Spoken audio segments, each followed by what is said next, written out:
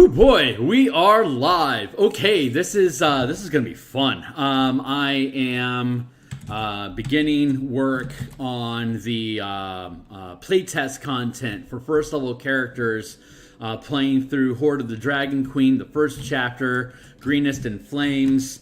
Give me a second here for me to hit all my signals, just to post to Twitter that I'm live. Cool, that is working. So it's just going to take a moment, and while I take that moment, if you could take a moment to subscribe, like this content, and check out the link below for my Twitter page where I just updated that I'm live, as well as I've already got a number of books that are 100% preview on the DMsGuild. For you to look at how I design stuff and the artwork that I do for it. And if you like some of it, you can grab any of the pay what you want. I mean, they're all 100% free previews, so look at it before you decide it's something that you want. But a lot of it's pay what you want. A lot of it is paid. All of it is 100% preview. So if you like what I'm doing, just help justify the time I take from family and the focused attention that I do to let me know that it's stuff that you value. So preambles aside, let us jump to the window capture and PS and drop into more general look-see here. Okay, great. So I've got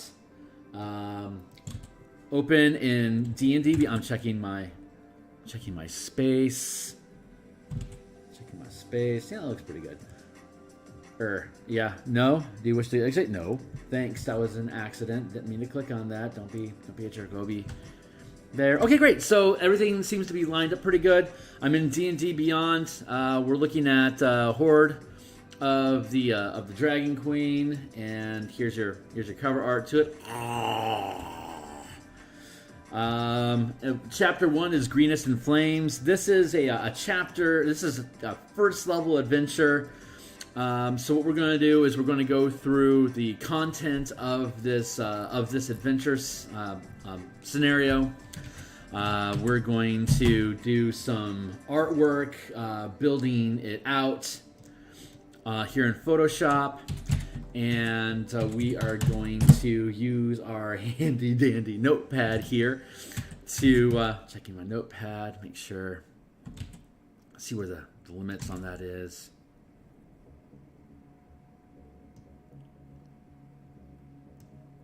That should be good.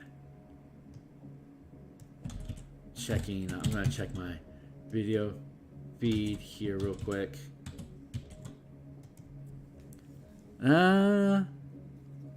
There. I'm just checking to make sure everything's lined up properly, that all the content's visible. Looks like it's pretty good. Okay, great. So, so we're going to do all the notes on what to do with the adventure here in a crappy little notepad. So, excuse me, let's get started. So, I'm just going to read along here real quick with you. The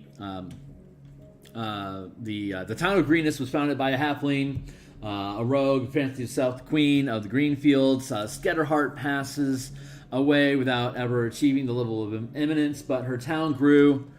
Its success isn't surprising. Greenest is the only town of any size astride this trail, most direct road between the eastern cities of Dragon Coast, Premier, and Symbia with the coast way running south to the Greenest, blah blah blah, tether. The trade caravans pass through Greenest, bring gold to the town's merchants and craftsfolk, and the current governor, Nighthill, runs the town at the behest of the inhabitants. The adventurers might be on the road from one town to another or returning to their homes after a trip away. Alternatively, they could be accompanying a merchant or wealthy traveler as bodyguards. Many restless young people of Faerun have had their first taste of travel and adventure as caravan guards. So your first level here, you can adapt Tyranny of Dragon to fit to different regions if you want. Character hook to tie the character's backstory to the Tyranny of Dragon campaign more closely. See Appendix A. Approach. As characters approach Greenest, they see that a blue dragon and its cult of dragon allies are attacking the town. The cultists seek to collect treasure, and they hope to present to Tiamat upon her arrival in the world. The cult has assembled a powerful force for their raid by gathering bandits, kobolds, sellswords, and any mercenary types into a small army. A monk named such and such was also in town. Through diligent research and interviews conducted during the travels between Bloody and Blah, this person became convinced that the cult is engaged in a big operation, but doesn't know yet what that operation is. So this monk uses the raid as an opportunity to infiltrate the cult, so he can learn more about the cult's plans.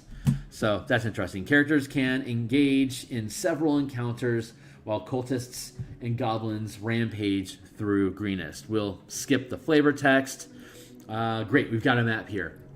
General features: light burning cities, half moon, dim light throughout the city. Inside the keep is brightly illuminated.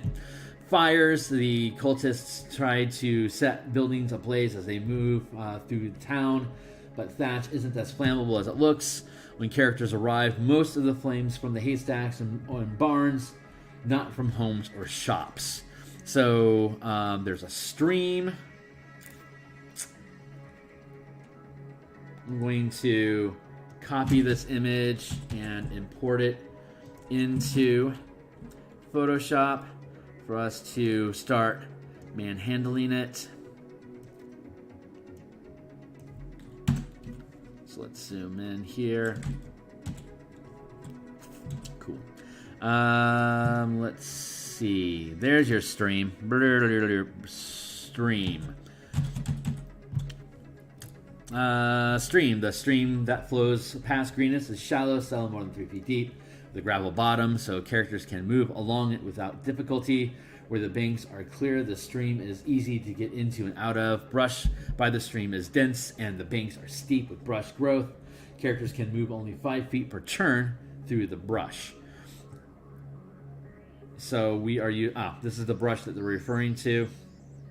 So they're using that as an angle of approach to avoid direct encounter. Let's look at the scale of this thing.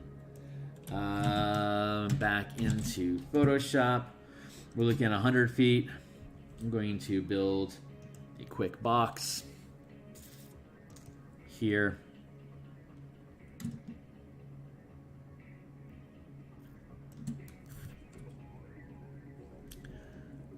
And then we're going to select, we're going to transform selection, and we're going to reduce it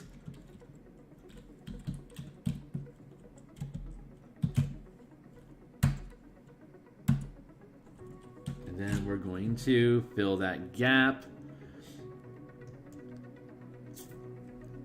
and then we are going to select, modify, contract by 2 pixels, delete. Now we have an effective 50 foot by 50 foot grid that we can basically navigate around with. So let's see. Presumably this is the keep. So let's use the keep as a start spot. So let's we're going to beep beep beep beep beep, duplicate the layer.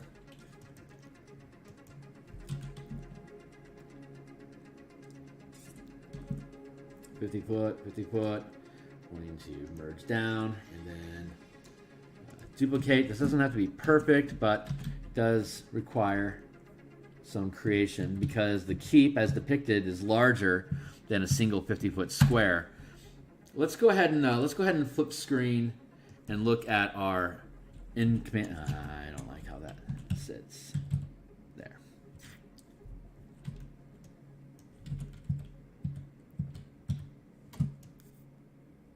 That's good. Merge that down. Okay, so you can see the keep here is fitting inside of a 100 foot by 100 foot square.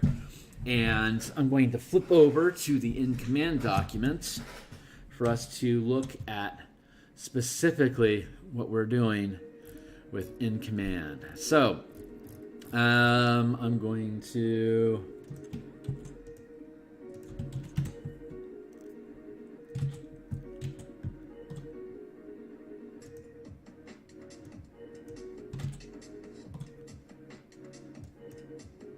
go here. This is the actual document we're working in. I am going to... I'm going to scroll down to the In Command of Armies section of the playtest content. And so we can see here that, okay, so here's how combat... There is a mechanic called squads that is core to the In Command system. And a squad is a creature, like creature sizes are like large are 2 by 2, like 10 by 10, huge is 15 by 15, gargantuan is 20 foot by 20 foot, or like 2 by 2 squares, 3 by 3 squares, 4 by 4 squares. The In Command system scales up squads so that you can put troops in, like for example, if we're looking at the map here, if this is a size large creature, you've got an ogre who would fill that size large space. But you could also have 4 medium sized like humans that fill that space. So 4 humans together and organized into a squad is the same size as a large size ogre. So In Command continues scaling things all the way up to a squad being a let's get to it. A squad can be all the way up to a 10 by 10 space zone, which would be a 50 foot by 50 foot square. Like it would extend, it would be like 1, 2, 3, 4, 5, 6, 7, 8, 9, 10. 1, 2, 3, 4, 5, 6, 7, 8, 9, 10. So this would be the size of your squad, and you can cram in 100 soldiers into that space. The larger size, the higher level you are, the larger command zone that you can command without having to check morale to make sure that they're willing to obey you. So that's, and then the size of the squad determines how much damage that you can do. Now, that's at the 5 foot square. And there's, obviously, when I post the playtest for you guys to look at, you can thumb through it. But when you're using armies, the size, the scale, the grid size expands. So when you're in a dungeon, you might have like 2 or 3 hirelings or like some sidekicks, or you may have summoned some creatures to go dungeon delving with you, and you have a squad working with you to deal more damage, to take more actions, and to take more damage than you could by yourself. But when you're working at the army scale, you have your grid scale is like in the dungeon it's 5 feet, and a round takes 6 seconds, and then you've got the maximum amount of hit points that a rank that a squad has per rank. So like if you have like 3 villagers with you and you gave them some pitchforks to go chase after some goblins, they're gonna have 10 hit points each, and they're going to do like D4 damage a piece because they're just pitchforkers. But if you have 100 of them working together, you can then scale up to the 50 foot scale, and each round of combat is 1 minute, not 6 seconds. And instead of that one little villager having 10 hit points, you have a squad of 100 villagers that, as a unit, has 100 hit points. And then as they are, instead of doing D4 damage with their single hit pitchfork, you've got a whole squad that is going to be dealing the rank, which is first because there's villagers. They have a pitchfork, which is a D4 damage. And then at the 50 foot scale, it's 10. So it'd be doing D4 times 10 damage. And when your squad of villagers fights another squad of villagers at this basic level, if they have 100 hit points each, every time they stab each other, they'll do anywhere from 10 to 40 damage. And when that squad runs out of hit points, that squad is routed. So you're moving at 50 foot squares instead of 5 foot squares. You're doing D4 times 10 damage instead of D4 damage.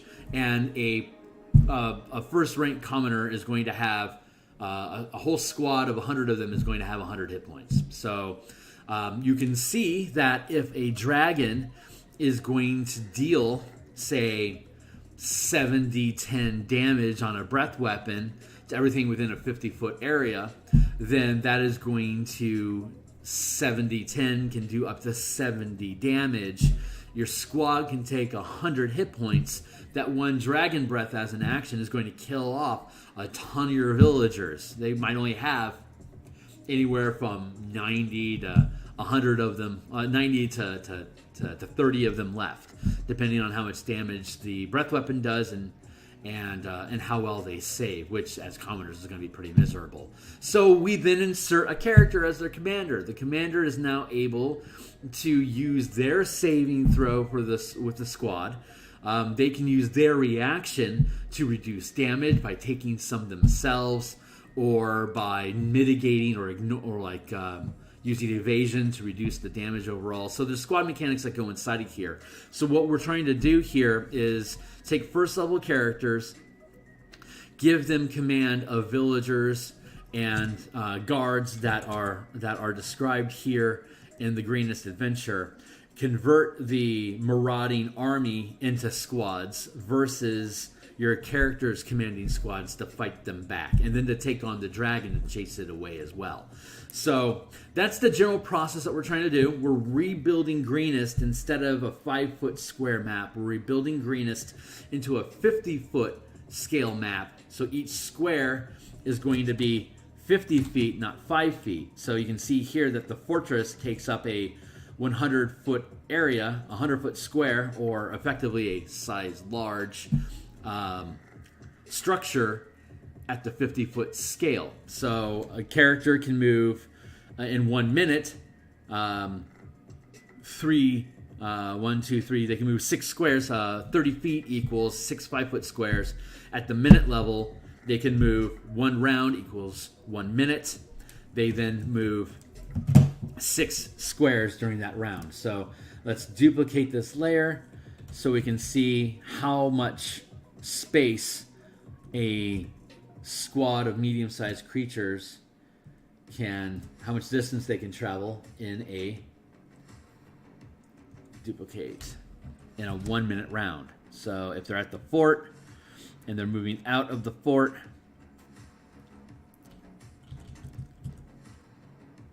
let's zoom in a little bit. 5, 10, 15, 20, 25, 30, 1, 2. Let's reduce this so it's 6 squares wide. This is making content. It's not quick and punchy. It's not easy soundbite examples. This is us, like painting. We're making sausage here. So this is as much like if you were to start here, you can go 50 feet. This would be 50,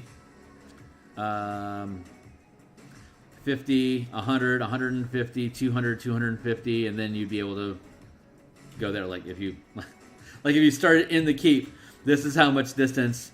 50, 100, 150, 200, 250, 300. This is where your team could get at the end of a 1 minute round with a squad of knights or a squad of villagers that want to try to fight off the horde of the Dragon Queen from taking over. So I'm going to just continue building out this grid real quick. So give me a second here while we continue just making some sausage here. We'll zoom in, make sure this thing is sitting right. There we go. Merge down. And then we'll do this one more time. Take layer. 1, 2. This should be it. 1, 2, 3, 4, 5, 6. So we'll zoom in. Make sure these line up nicely. So far, so good. And we are going to, we'll probably just finish out the map here real quick. So this will take a few moments. I guess I could have built this beforehand, which would have been smart. But I'm just doing this in the rough and the raw. We're here for a couple hours. So I might take a break at some point. I'm expecting a call that I may need to resolve. So bear with me as I go through this process of building this grid. Merge down and then duplicate this. So what'll happen is the Greenest adventure, it has various little squads that you can encounter throughout the town that we are going to convert into 50-foot squads and 5-foot scale squads to zoom in and out of the map. We can use the larger town mechanics to maneuver through Greenest, and we didn't want to merge that. We wanted to duplicate that layer. Thank you. And then when you get into one particular square, we can then zoom in the map to the 5-foot scale and potentially attack or do combat at the normal 5-foot scale that you would expect. But we have the ability to control that. So give me a second here.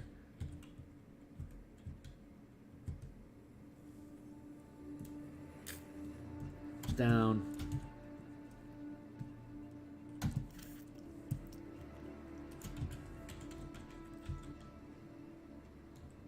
Oh, yeah, that shouldn't be.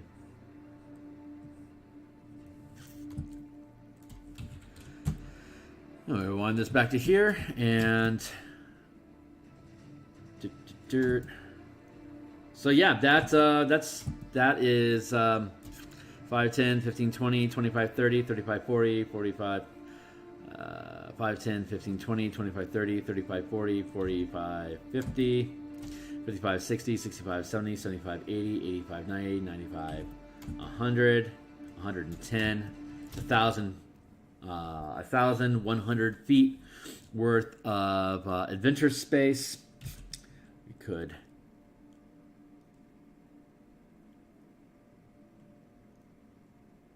we'll just line that up like that. That feels about right.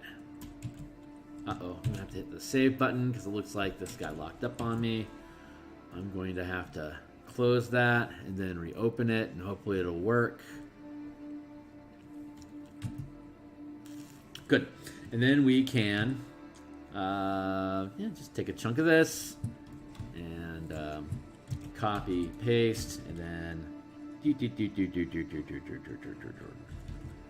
there. Now we have successfully built Greenest as a 50-foot grid. Merge down. Grid. And we can fade Greenest back a bit to make that grid stand out a little bit more. There we go. Graph. Map.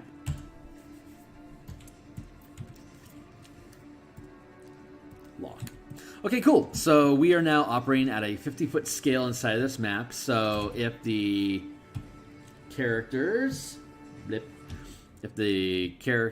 arrive in town from, say, the south, heading north towards, I don't know, Waterdeep or whatever, then it'd be 1, 2, 3,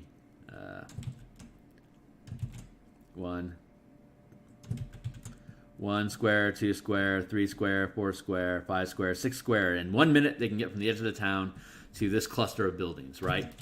And then they could go 1, 2, 3, 4. In 2 rounds, they could get to the castle. So, taking that into account, let's go back to the map, or to the adventure, and let's look at some more Greenest content here for us to better understand. Here's Night Hill with a very large face and very short. He's like a 3-head. He doesn't even have a 4-head. It's more like a 3-head. All right, so that's the guy.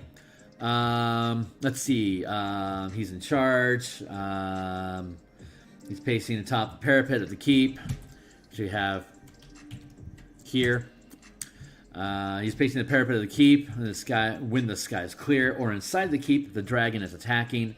If the characters don't seek out the governor when they reach the keep, he finds them. The right side, and blah, blah, blah. Who cares about his scars? Whatever. Castellan Esquimaux, the red, is a shield dwarf with not a blah. Master of Keep, he's in charge of the defenses. Is the best source of information. We can see the old tunnel and the Sally port below, which are points of interest. So random encounters. Wandering encounters. The street of Greenest are overrun by forces consisting of cultists and acolytes. Let's look at a cultist and an acolyte, as well as kobolds and ambush drakes and giant lizards. These raiders move through the town without fear, pillaging as they go. As characters travel through the embattled villages, they can run into raiders and townfolk. They guide them to determine if characters have an encounter. The encounter can move if characters use cover and stealth to avoid encounters. Have each character attempt a blah-de-blah check for every 2 individual checks that fail. The characters have 1 encounter. If on the way to their destination, roll a D8 on the Chapter 1 encounter table to determine every encounter.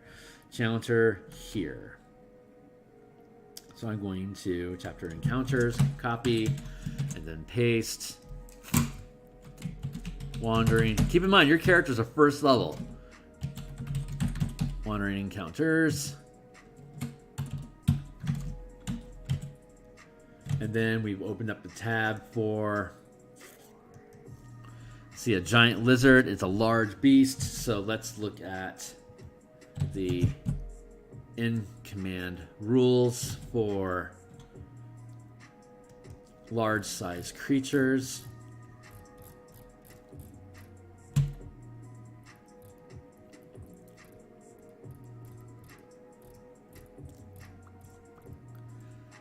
And 1 second.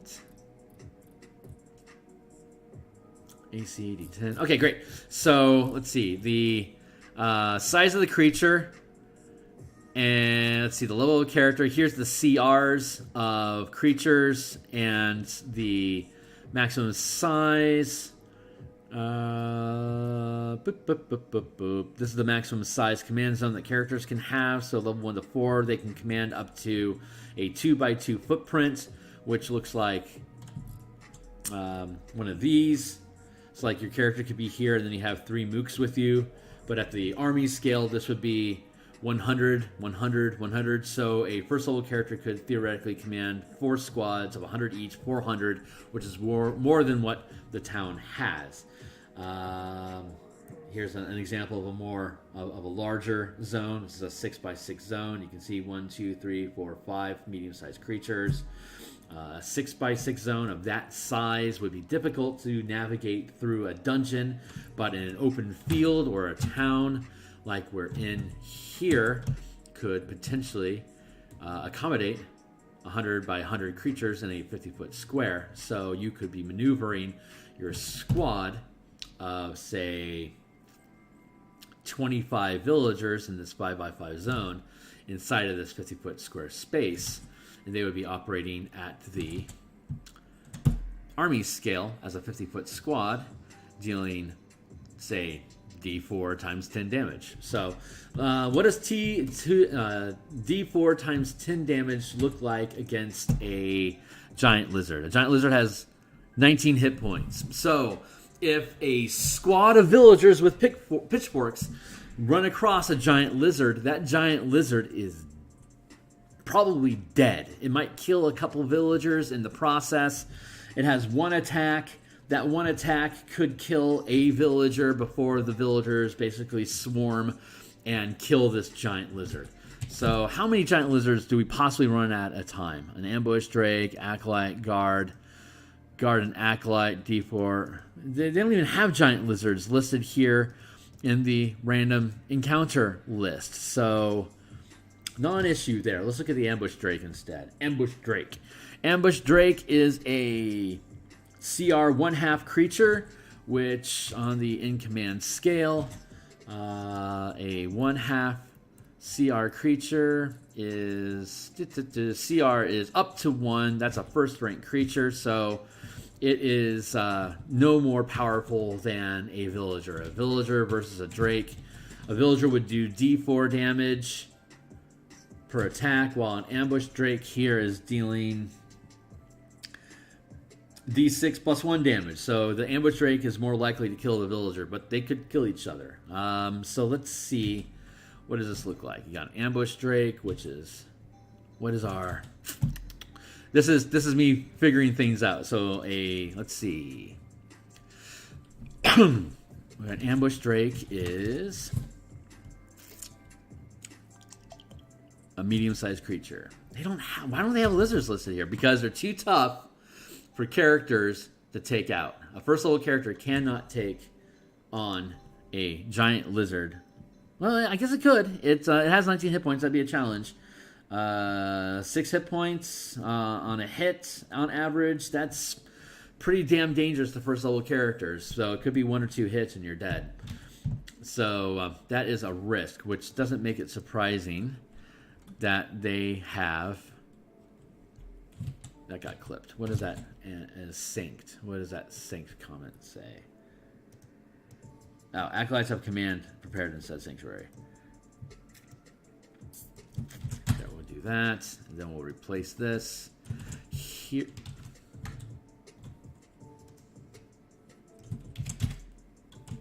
There. Okay, cool. So let's see. Let's convert these things real quick. 6 kobolds. Let's look at a kobold. Cultists, kobolds. A kobold is a small humanoid that is a CR 1/8. Hit points 5. Hits 4 damage or 4 damage. So it's basically 5. Let's see.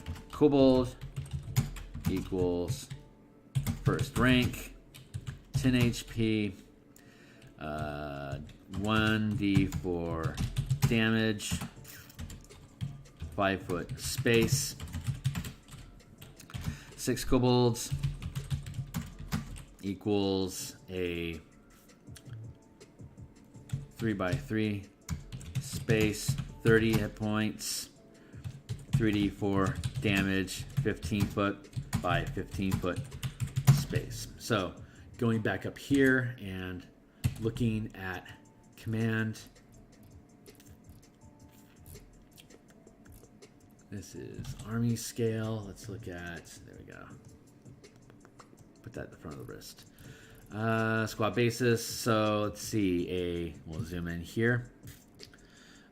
This is a 3x3 squad. So you got 1, 2, 3 squares, 1, 2, 3 squares, 3x3. That is, you can fit 1, 2, 3, 4, 5, 6 small-sized creatures. You can't fit 1, 2, 3, 4. You can only fit 4 small-sized creatures in a 2x2 zone.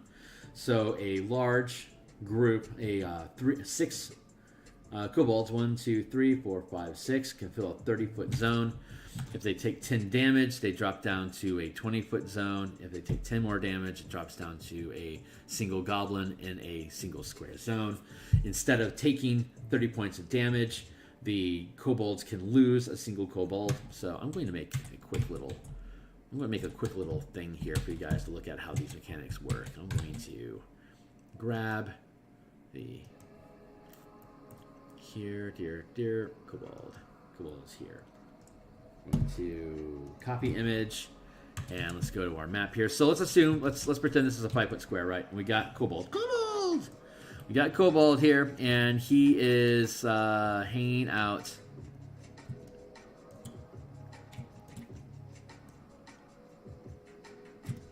There. If this is a 5-foot square, 1 kobold fits in 1 square. If you've got 1, 2, 3, 4 kobolds, they fit in a 2x2 square. So if you fit in a 1x1 square as a first rank creature, first rank creatures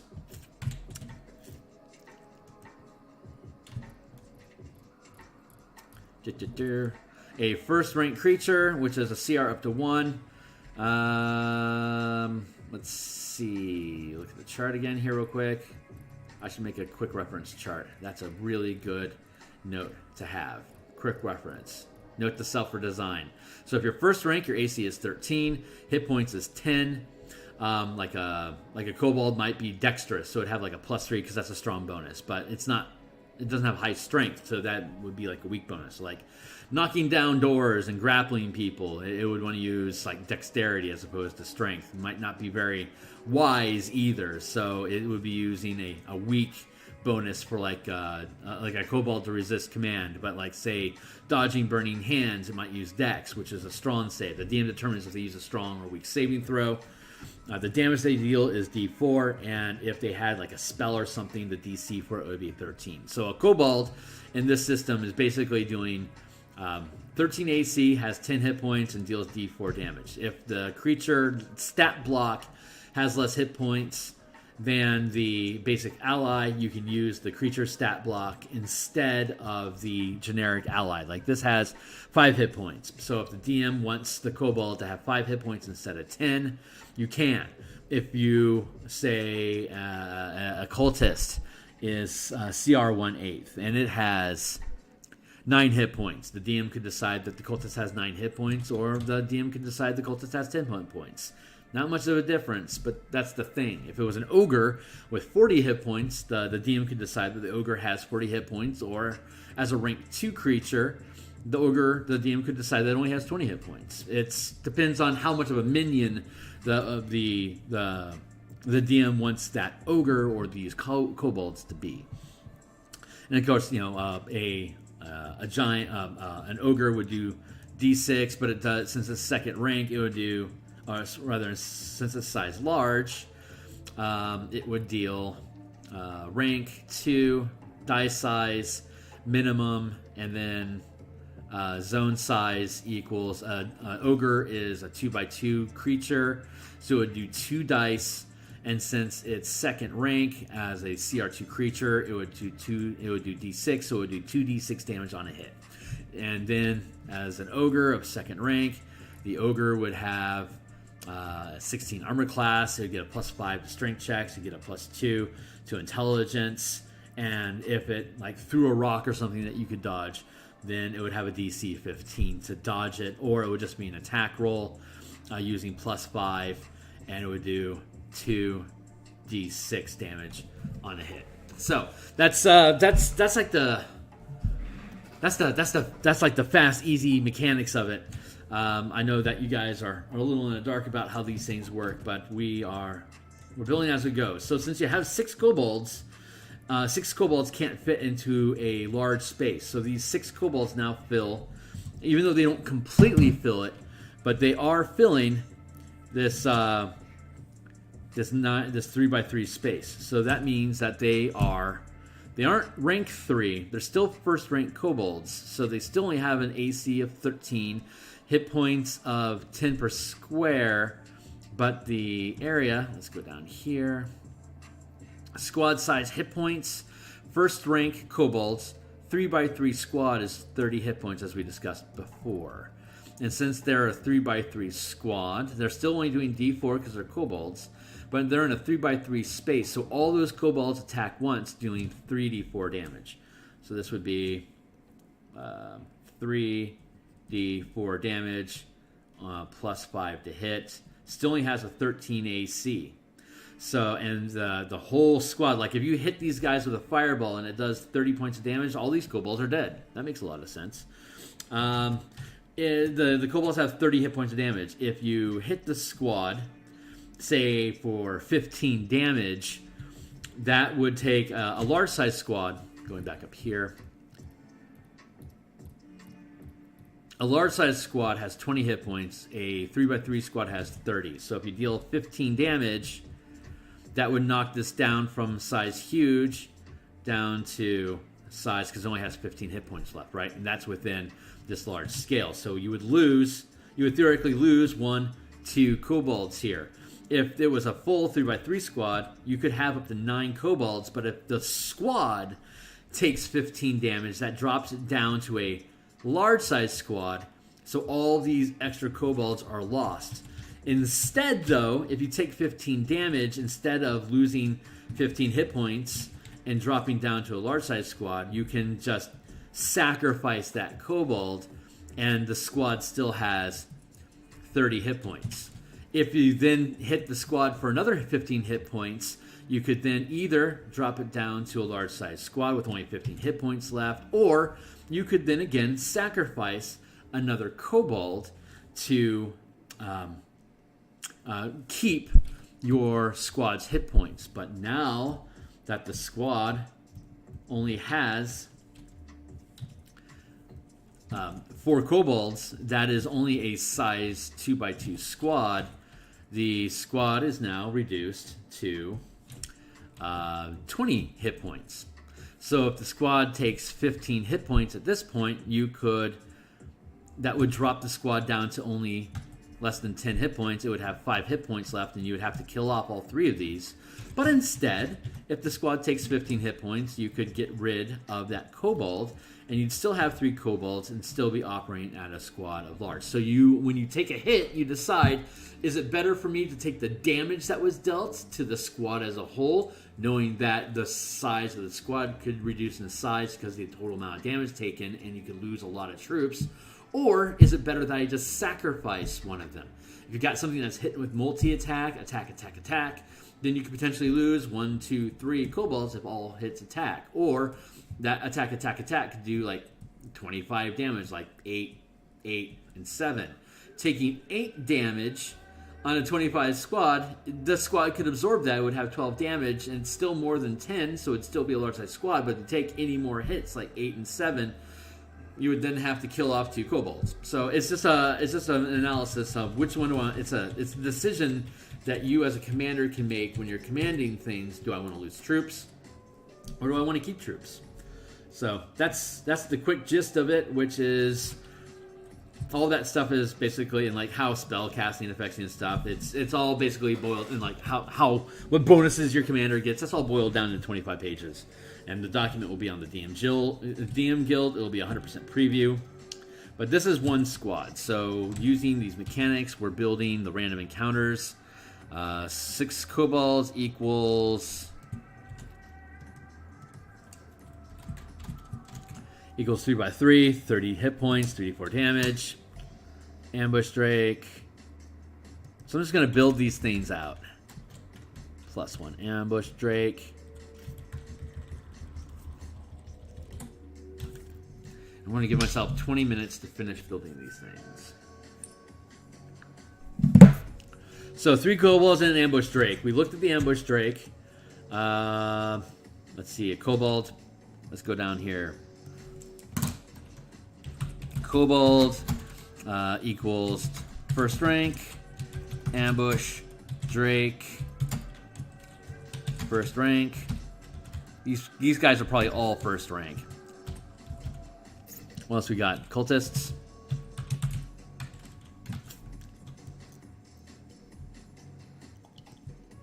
Cultist, yeah, CR 1/8, that's first rank.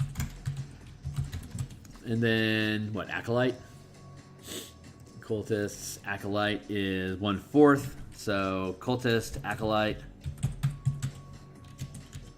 first rank.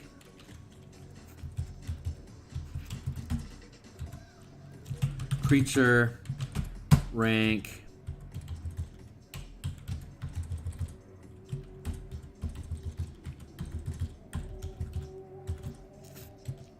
AC, hit, damage, strong, weak, DC. 13 plus 5, 1d4. +3, +1, DC 13. And all these things are the same. So these are your basic, this is your basic generic minion stat block for in command. And all these guys qualify. Let's see, what does the Acolyte have? Club, action, spellcasting, cantrips, Sacred Flame, Thaumaturgy, Bless, Cure Wounds, Sanctuary.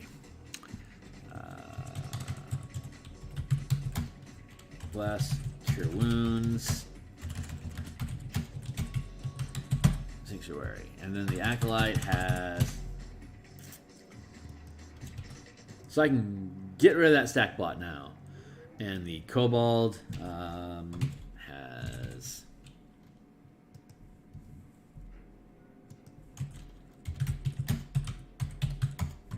Melee range is 3120.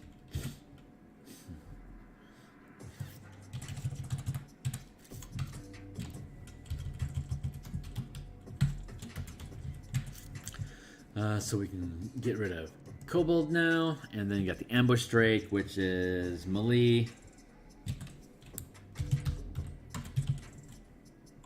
Anything interesting? Has advantage on attack rolls. Melee.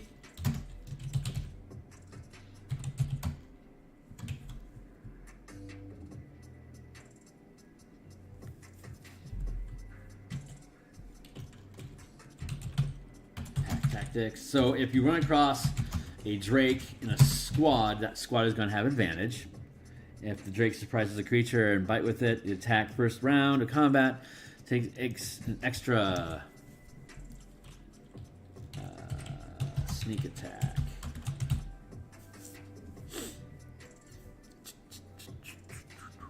Cool. And then the Acolyte.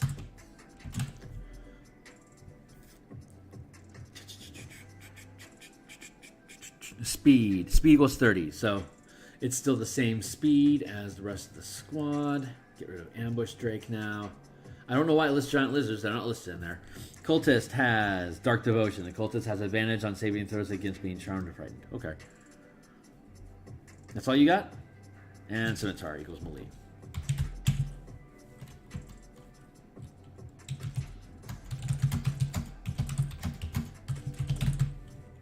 We're going to include the Drake, the Giant Lizard. Giant Lizard. It is a CR 1/4. So also first rank, blah, blah, blah, blah, blah, same as everything else, and has a bite. Really, its speed is also 30, climbs 30. Okay, that's cool. Climb 30. I'm going to save as command.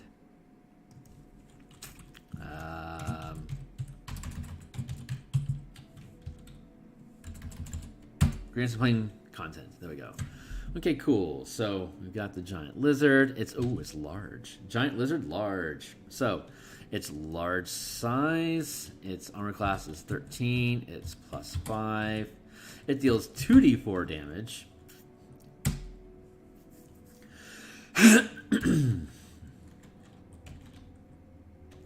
It would gain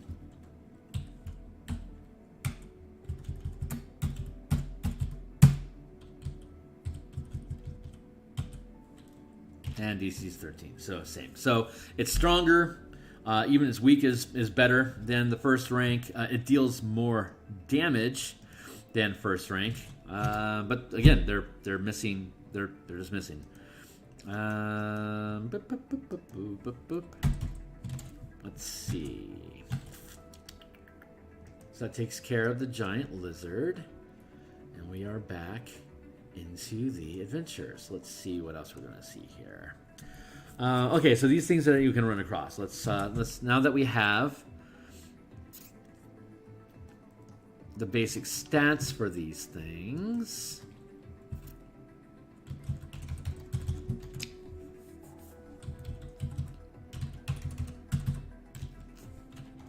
And we'll get to the dragon.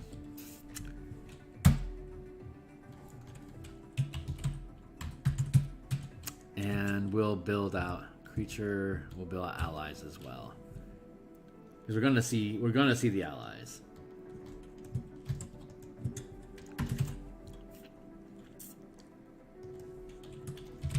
Notes.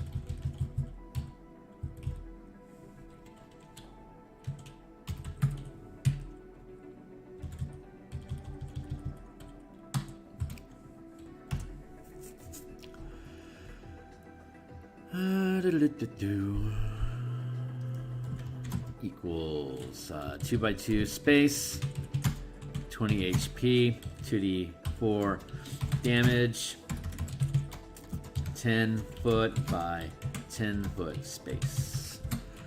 6 cultists.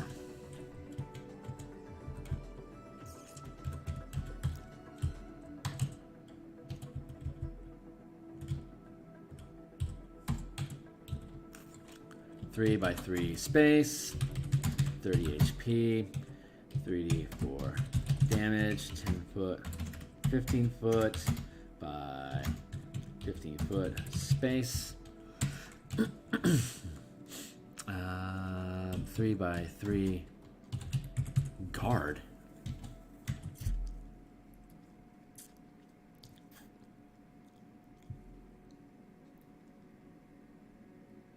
Why is there a guard? They didn't list guard. This is goofy. Do they mean giant lizards instead of guard?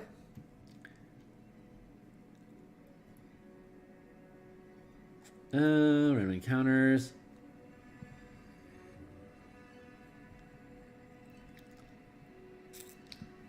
Let's make this more challenging and make this a 2 cultist and light. Let's do that instead. Let's do giant lizard instead.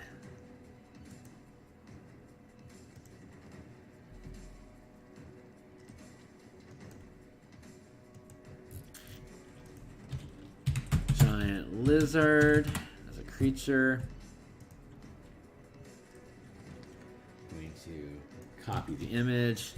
Let's go back into here. 1, 2, 3, 4, 5. 1, 2, 3, 4, 5, 6.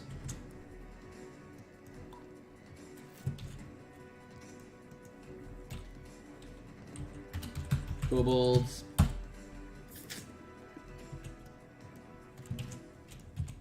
Here's a giant lizard. And what does a giant lizard come with? Let's see. Giant lizard and 4 cultists. So let's grab us some cultists. I should have grabbed all these things first. I'm such a noob. Cultist.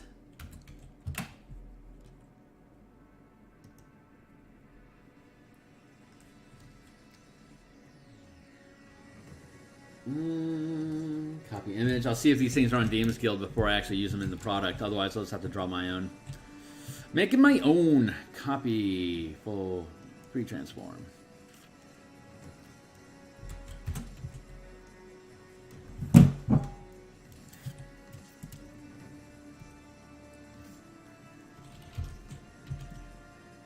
Oh, let's just be, yeah, we'll just leave it like that. That's good. And then duplicate. There's 2. How many cultists are there? 4 cultists. 1, 2. Duplicate. 3. Duplicate. 4. So this squad also sits.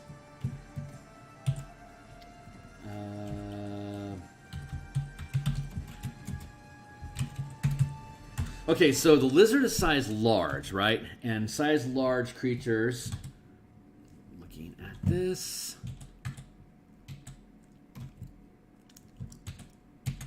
Back to here. So a size 2x2 creature with it, which is size large. It's still only, let's look at him again real quick.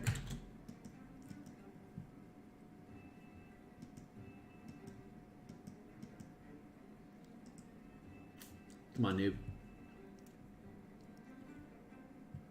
It's still only a CR 1/4. So it still has the same hit points, but it's larger. So let's look at, it doesn't have the same hit points. It has, by itself, a 2x2 creature. First rank, a 2x2 has 20 hit points, as opposed to a cultist that only has 1.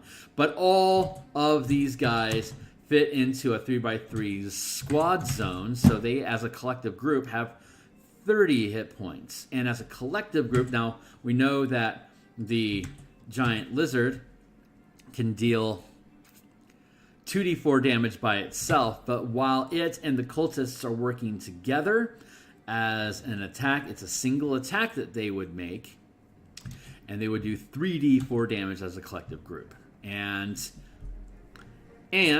if the let's look at this.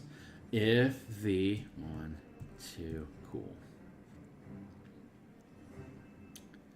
Let's say, so we know the squad has 30 hit points while inside of the huge space, the 3x3 space. If the squad took, say, 15 points of damage, that's not enough to kill the size huge creature. So if you wanted the giant lizard to absorb those 15 hit points, you could, and would only have 5 hit points left. Alternatively, if it takes 15 damage, you could then reduce the size of the squad from a 3x3 to a 2x2 space, which you would then either be able to keep only the giant lizard, or you would be able to keep the cultists only. You can't keep both. So you would either be using these cultists, or you would be using the giant lizard. And then you would have 20 hit points left for either the lizard or for the cultists. Alternatively, again,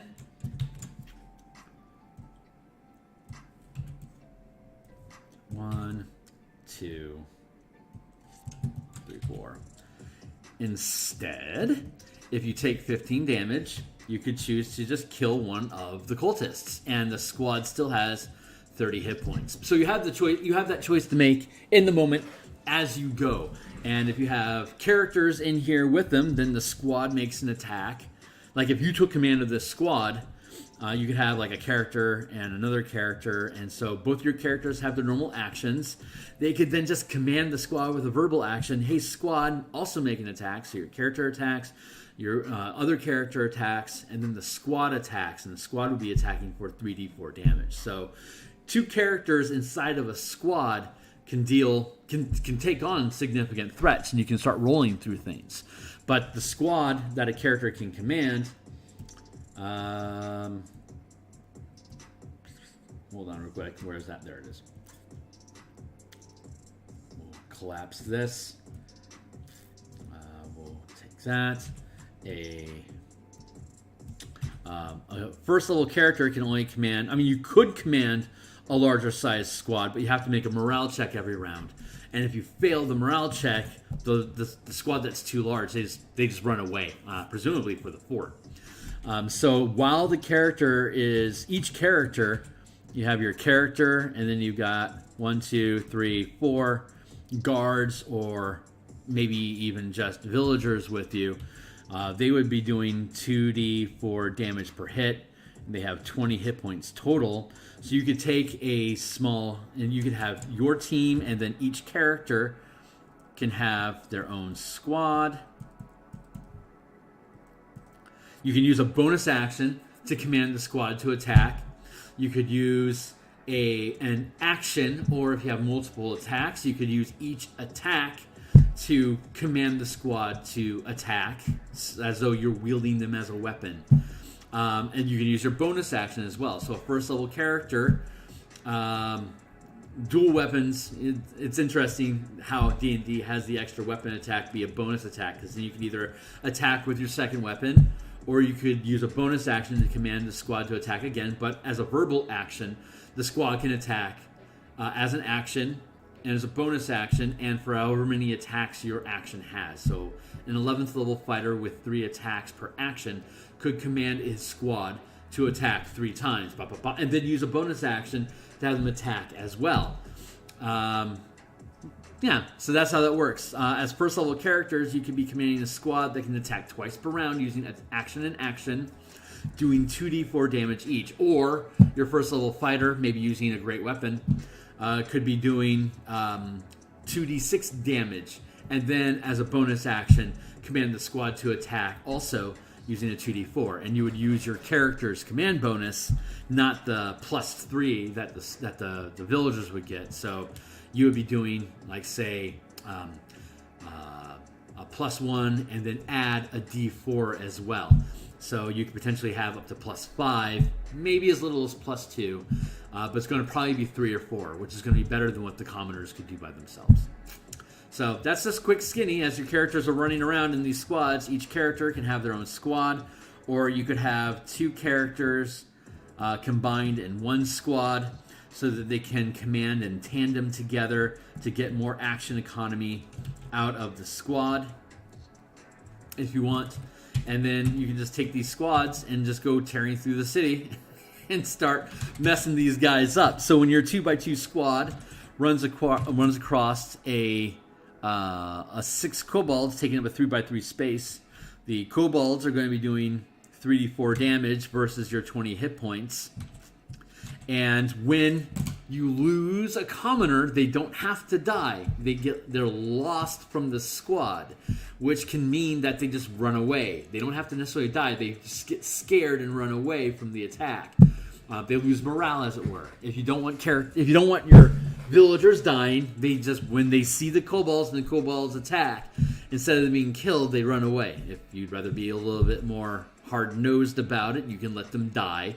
But either way, they're lost from the squad. So this villager will lose, or your character can take the damage on their behalf. And 3d4 damage is it's nothing to sneeze at. A first level character is probably not going to want to take that. But I mean, they could. But you could let the squad take the 20 hit points of damage.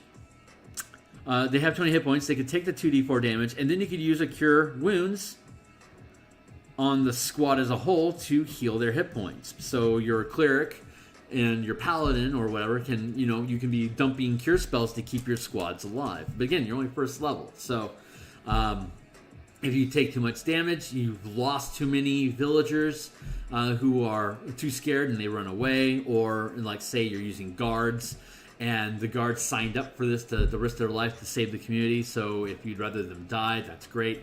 The stats are the same, so it doesn't really matter. But they could run away too and be shamed.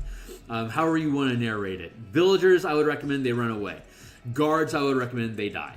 So, yeah, that's how your squads work. So you'd be having 2x2 squads versus the 6 kobolds is a 3x3 squad, which is, that's spooky, dangerous. But most of these guys are also 2x2 squads. So let's just keep building here. I'm just rambling, but this is, that's the job, right? We're making sausage here. So the kobolds, I have miserably failed at completing all these in the proper time. So we're going to spend another 20 minutes. It's only 11:42. I probably got 2 hours. 4 times cultist plus and 1 times giant lizard. There's that. Let's make another squad. The next squad that we're making, 6 cultists. So let's grab our handy little. We're going to duplicate this group and then take the cultists out of the squad.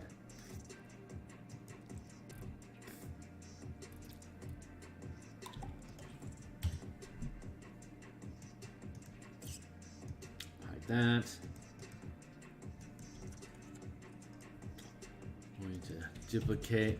Let's just copy. Get that out of the way.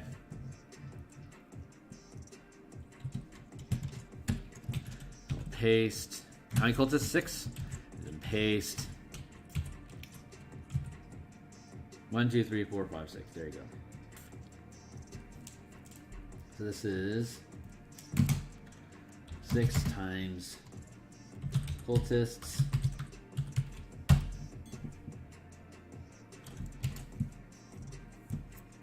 As a 3x3 space, 30 HP, 3d4 damage, 15 by foot by 15 foot space. Cast Cure Wounds.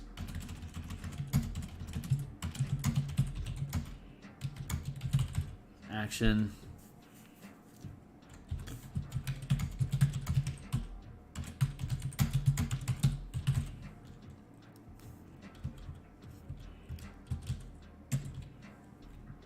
Two cultists and an acolyte.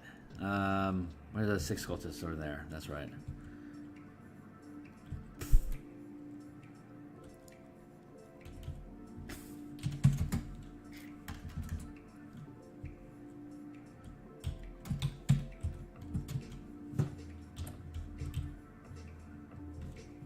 If they cast Cure Wounds, they aren't attacking. So the squad gets 1 action, and if the DM chooses, there can be a commander in that squad. One of the cultists is the commander, and that character can act independently from the rest of the squad, which would be the squad's bonus action. So you have the whole squad taking an action, doing their attack, doing the 3d4 damage.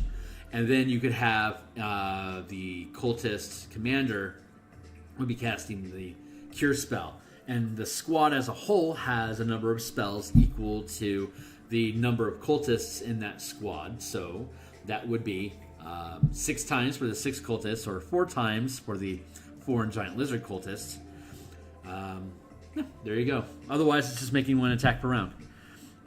Bonus action would be to heal, or it could theoretically do a bonus action and a normal action for both to heal, but it wouldn't be able to attack that round, so it would just be hoping that you don't hit, which is unlikely because the armor class is shite at 13.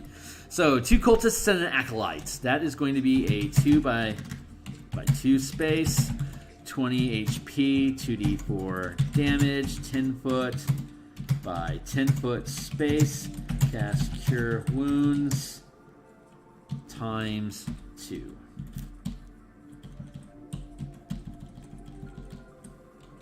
Action or bonus action, action, bonus action, action, bonus action.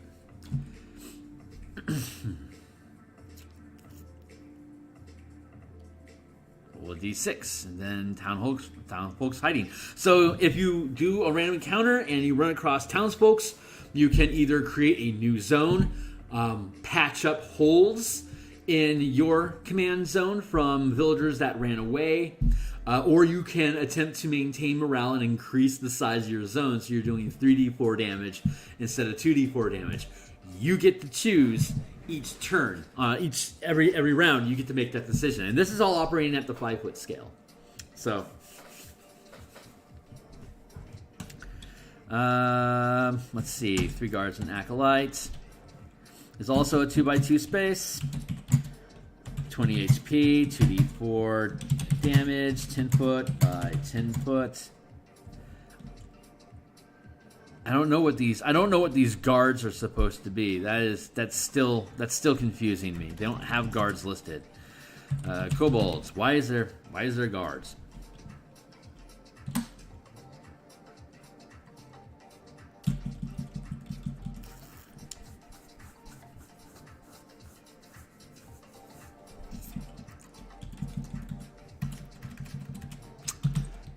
Okay, well let's do the guards anyway. We'll look up what guards are supposed to be. Maybe those are just supposed to be like the normal guys. It's confusing because there's guards in the town.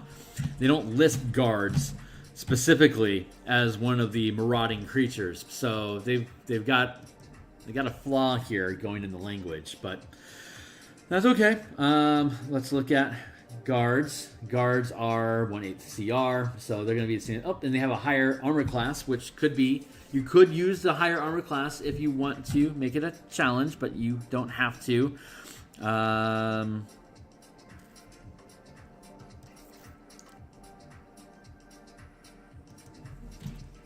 10.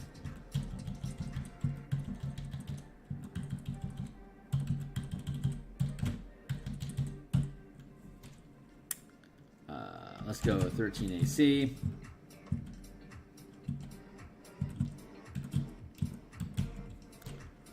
We'll go 15 AC for these guys, just for fun. I'm just making up some diversity to keep it interesting, because again, the DM can use other stat blocks if you wish. 13 AC. Let's go with 15 AC for the ambush drake, upping the stakes. Go 6 cultists is 12 AC. I'll go giant lizard, and cultist is 14 AC. I'm just making these up. 12 AC. And then 3 guards and acolyte. Let's go with 15 AC. 20 hit points, C4.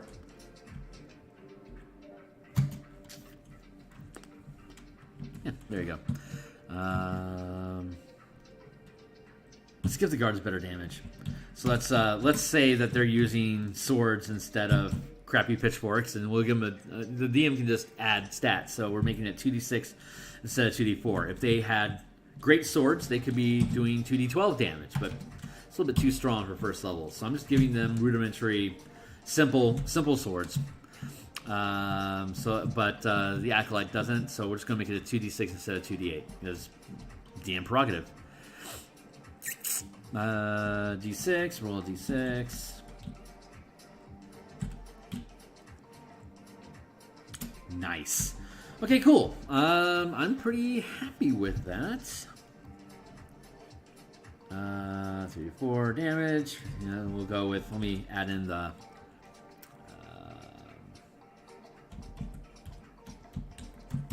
3 + 1.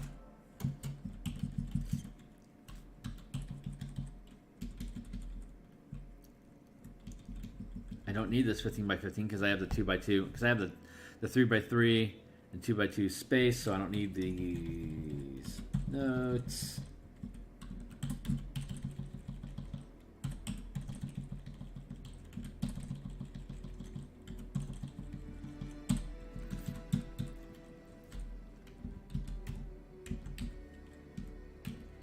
We'll go plus.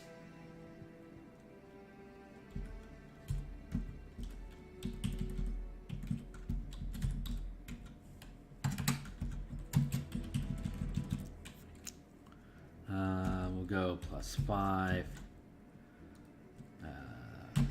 +2.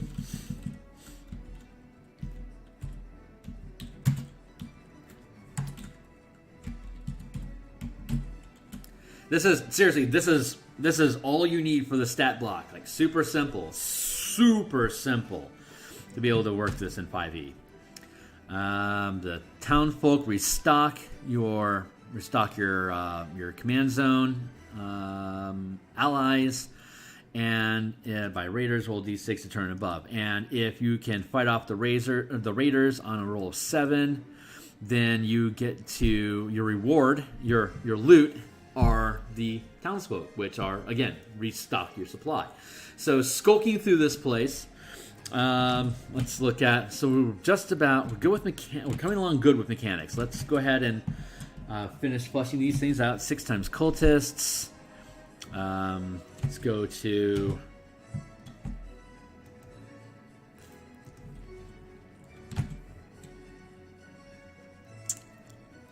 for cultists and giant. 6 kobolds, 3 kobolds, and an ambush drake. 4 cultists and a giant lizard. We need 3 kobolds and an ambush drake. So let's go find the ambush drake.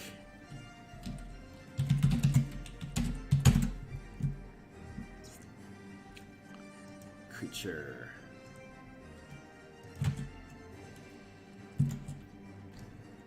That is horrible.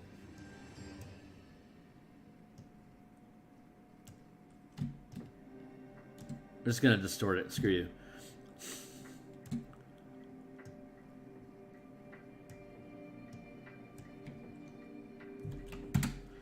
Ambush Drake, and let's fetch some kobolds.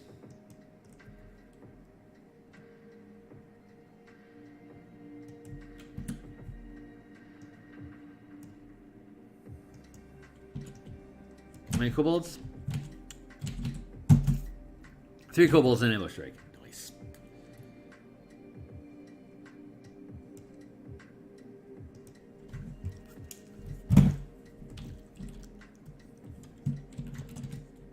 Two, 3.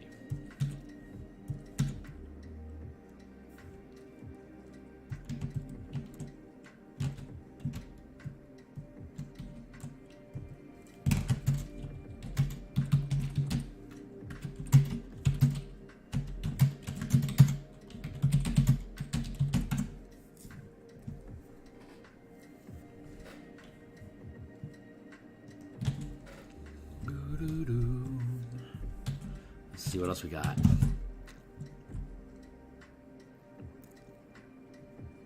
Two cultists, one acolyte.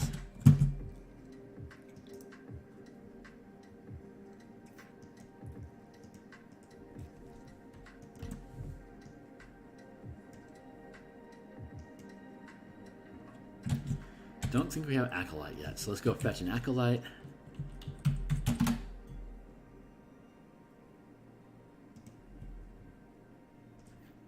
Whatever, dude. Image not found. Nice job, wizards. Seriously? There's no... $50 book and you can't give us a picture of an acolyte? Come on, just fetch up a 4th edition... Some 4th edition stock art, man. You got the junk. How does that work? You got 2 cultists and 1 acolyte. Wow. Okay.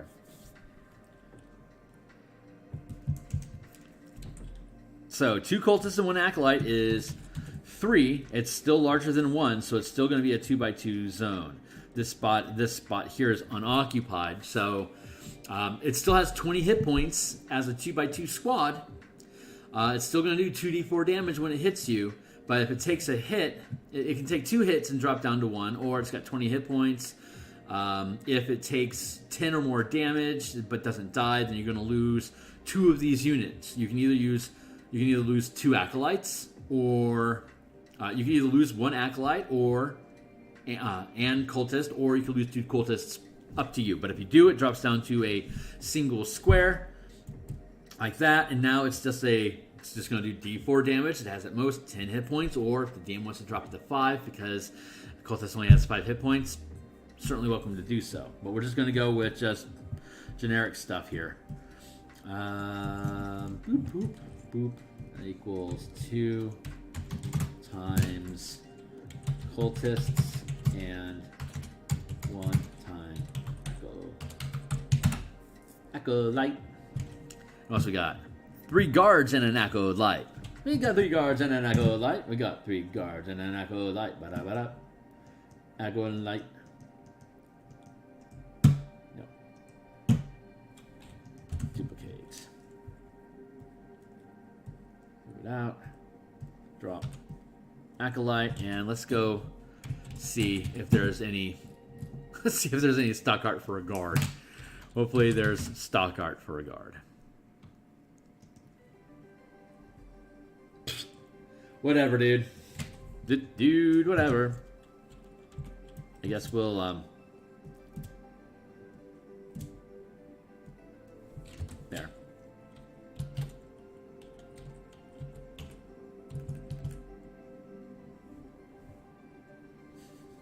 There, that's a guard. And then we'll duplicate that.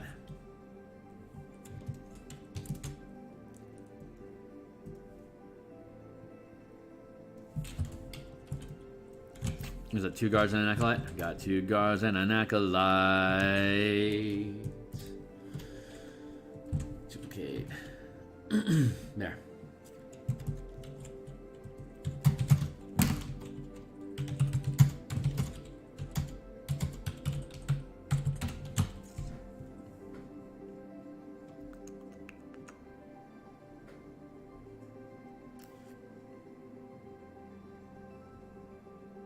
Well, according to the acolyte text, they don't get any spells, so that's cool.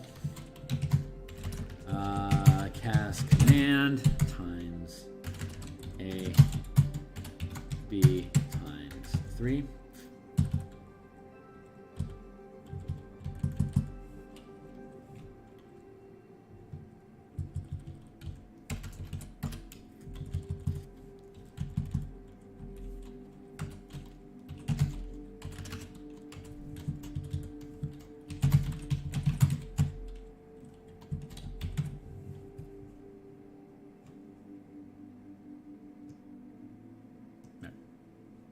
Banana phone.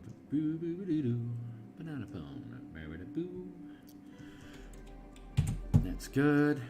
Okay, cool. So we have the monitoring encounters fleshed out now. We know the size of the squads. And And your characters can potentially go toe-to-toe with these. So let's see. Beep, beep, boo.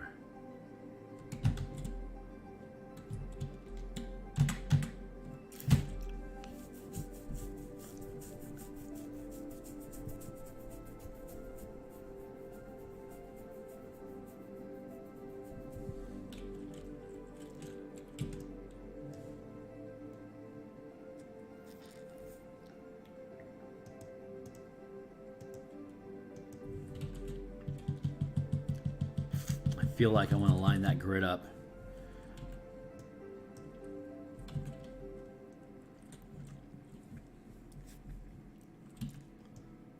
And then this is fitting inside that 2x2 block. I'm pretty happy with that. And then sitting inside a 2x3. See, the building itself is a 50 by 50 is a single 50 by 50 square. The compound as a whole, it fits inside of a huge size. So if this was being defended as a construct, then it could be treated as its own structure.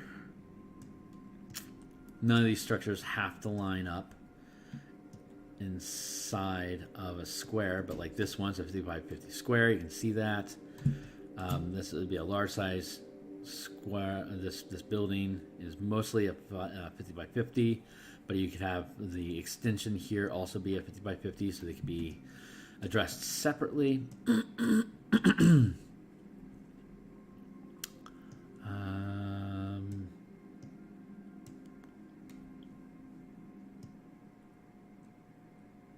Looking for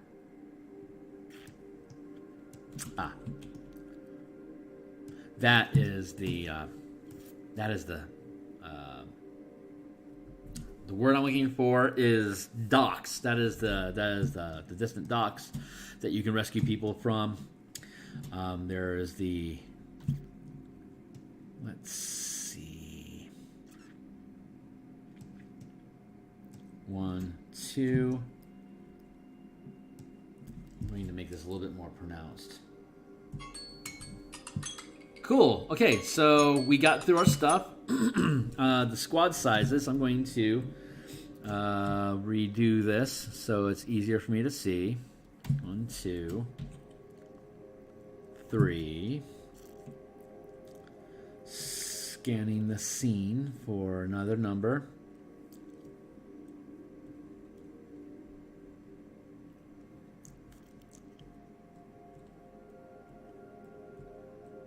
Nothing's jumping out at me yet.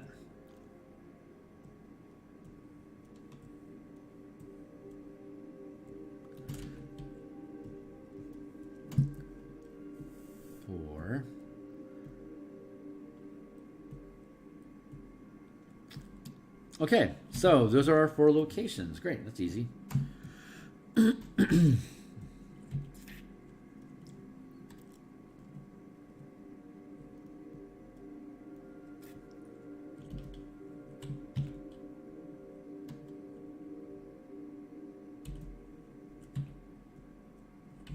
Put this on grid line. 1, 2, 3, 4.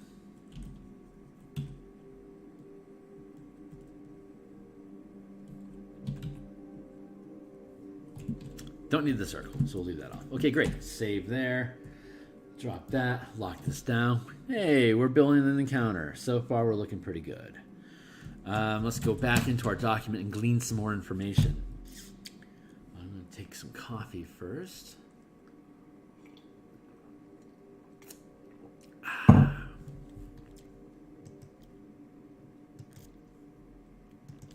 So, random encounters. The streets of Greenest are over. Oh, that's right, because we're going to first pick ourselves up coming into town. So how would we do this?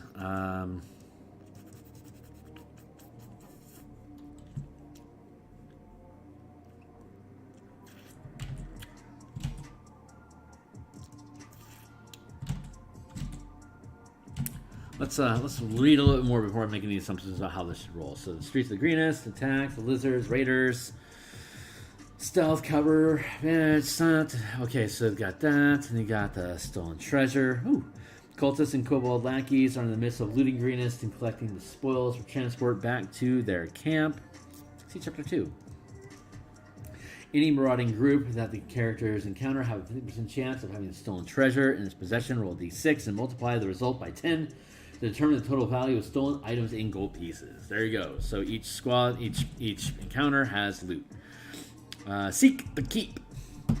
Characters have random encounters with raiders when they enter Greenest, but this one should be their first mission of the chapter. It begins when a terrified family, father, mother, 3 young children, dash across the path, hounded by 7 kobolds. Kobolds!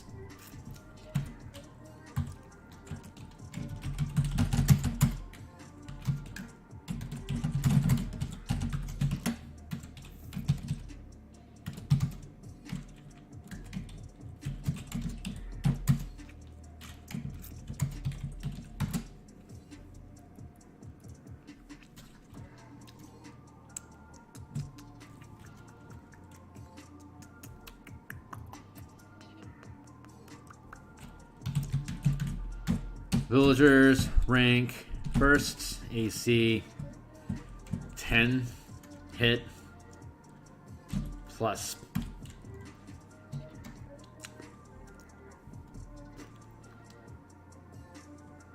That's too strong. Plus 3. There you go. Plus 3 hit is equal to no. Yeah. 3, 5, 7, 9, 11. Yep.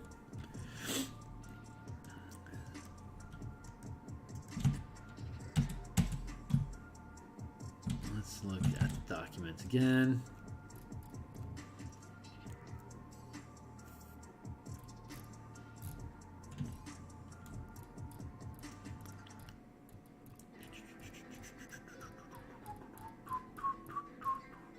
We are looking for the starts generic as plus 3. I just wanted to do a quick check to see. Sure doesn't. Cool.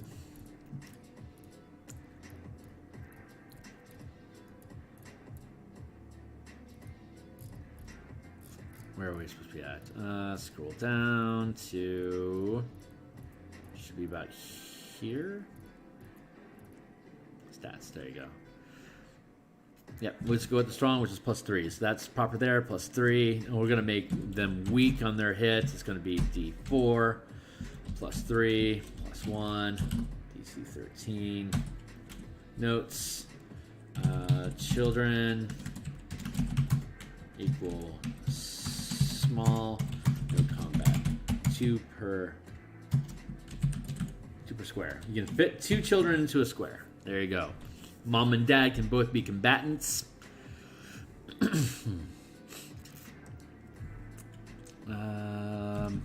One mom, one dad, plus 2 kids. That is going to be a 2x2 space. 10 AC. 20 hit points between them. 4 damage, plus 3, plus 1.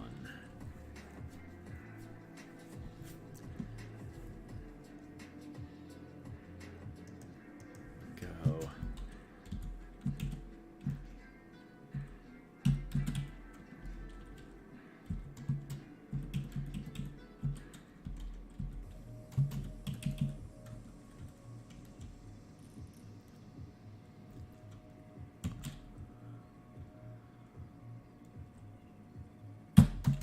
You can see that it doesn't matter how many people are in the squad, the attack roll isn't improving. Except for the giant lizard, which itself is large, so we're going to treat that as a second rank creature, kind of like the ogre is a second rank creature by itself because it's large. Well, it's a second rank creature because it's got 2 hit dice, but the DM has the option of deciding that a large is a second rank creature, and we're just trying to diversify stuff to make it more dangerous. So, Bob's your uncle.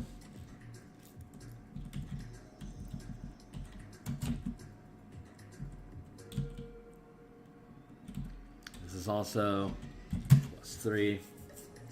And I could mix it up if I want, like make it +4, like make the guards +4 instead of +3, but we're trying to keep it pretty straight for now. Encounter, secret keep.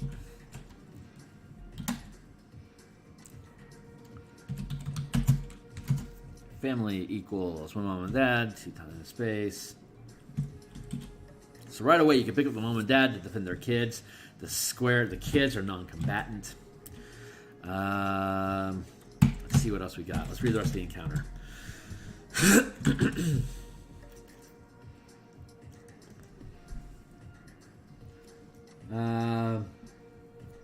Guy, gal.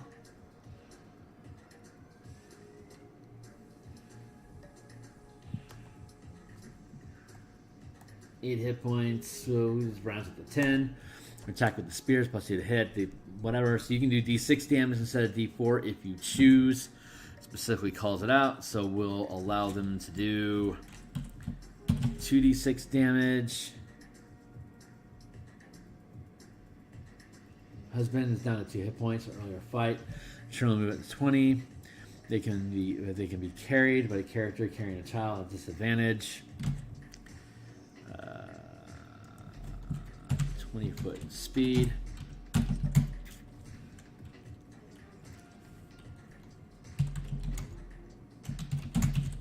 Kids can't fight.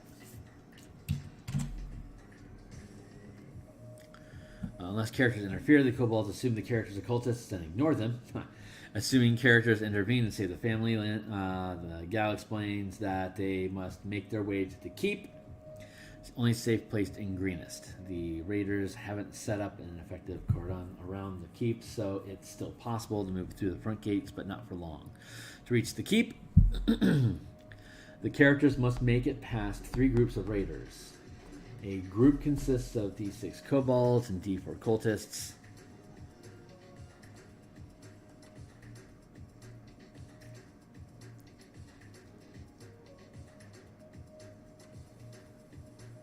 And we're introducing a wing kobold, which is the same, but it has a flight speed instead.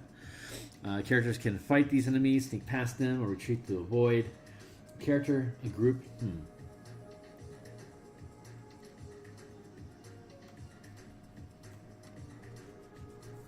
D6 and D4. So D6 and D4. Raiding squad.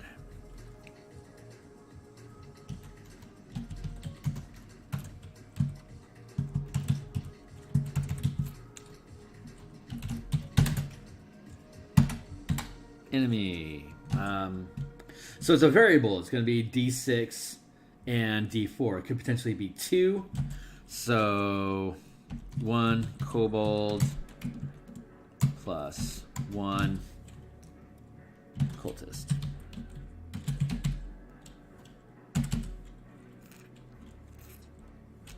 Two by 2 space. 13 AC, 20 HP, 2d4 damage, +3, +1, 30-foot speed.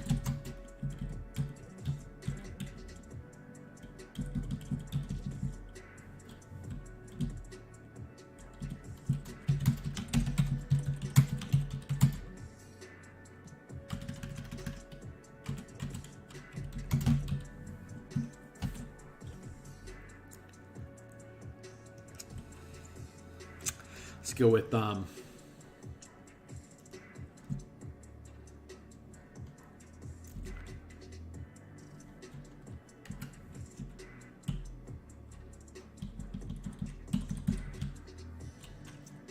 kobolds and cultists.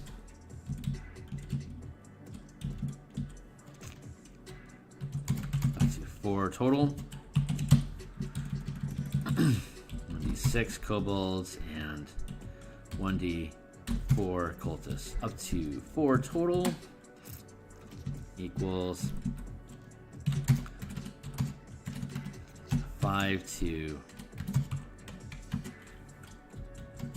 9 total equals. Hey, got someone showing up. Hey, Hornetica, what up? Just arrived in time for what is probably the end of the stream based on time frame, but hey, I'm going for another 45 minutes. I can choose to go more if I want, but I am just I'm making squads. So we're making squads for the Greenest encounter. So I'll be around for a little while longer, but it's might not be the most exciting content. But if you're up to 3 creatures, for example, 6 cultists, and if you had 3 kobolds with it, it'd be a full 9x9 square. So a 3x3.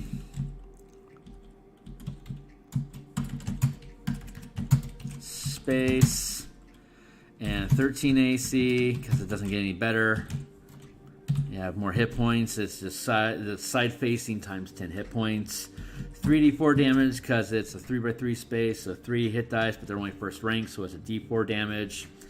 Damage, it's still only, since none of these creatures are large or higher rank, it's +3, +1, 30 foot speed.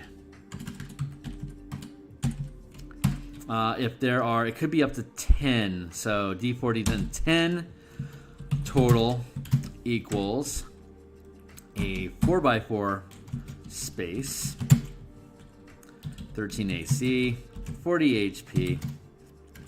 Actually, I'm going to restructure that. If it's 10 total equals 5 to 9 plus the Erd. So,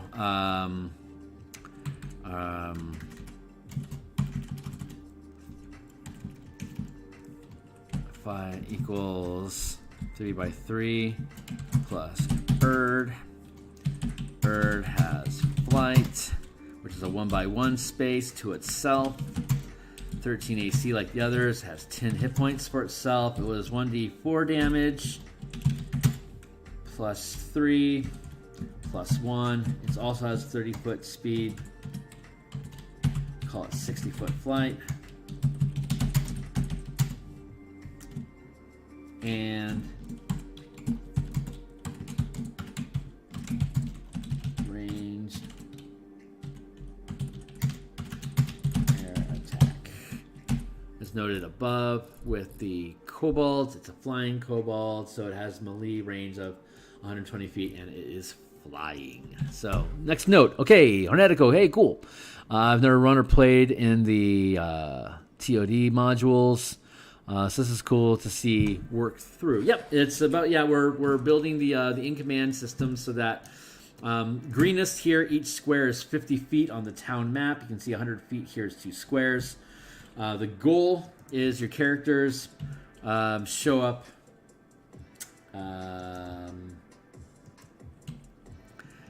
characters say show up here, or they could show up here if the DM would rather, or the DM could have them showing up here. There's a couple different locations they could show up through depending on which direction of travel they're going from. But as soon as you can tell from a distance that this town is under attack, so let's assume that you arrive. Let's just say you arrive here, and so you're going to get your first encounter, which we're building here, which is the enemy is, let's see, ally. You first find the ally, so we'll put the ally first. And then enemy equals raider party.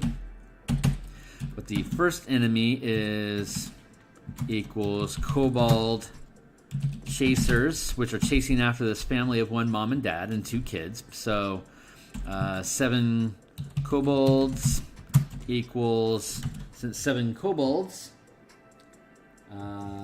eats up 1 more space, like we had, say, 6 kobolds, they would take up 1 more space in the squad. So it'd still be a 3x3 squad because 7 kobolds fit the same as 6 do within a 3x3 space. So we're just going to use the 3x3 stats. 3x3 space. They still get the generic 13 AC. 3x3 has 30 hit points. As a squad, it does 3d4 damage.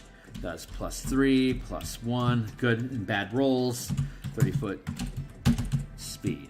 There you go. And then enemy is after you defeat the kobolds, you get the allies.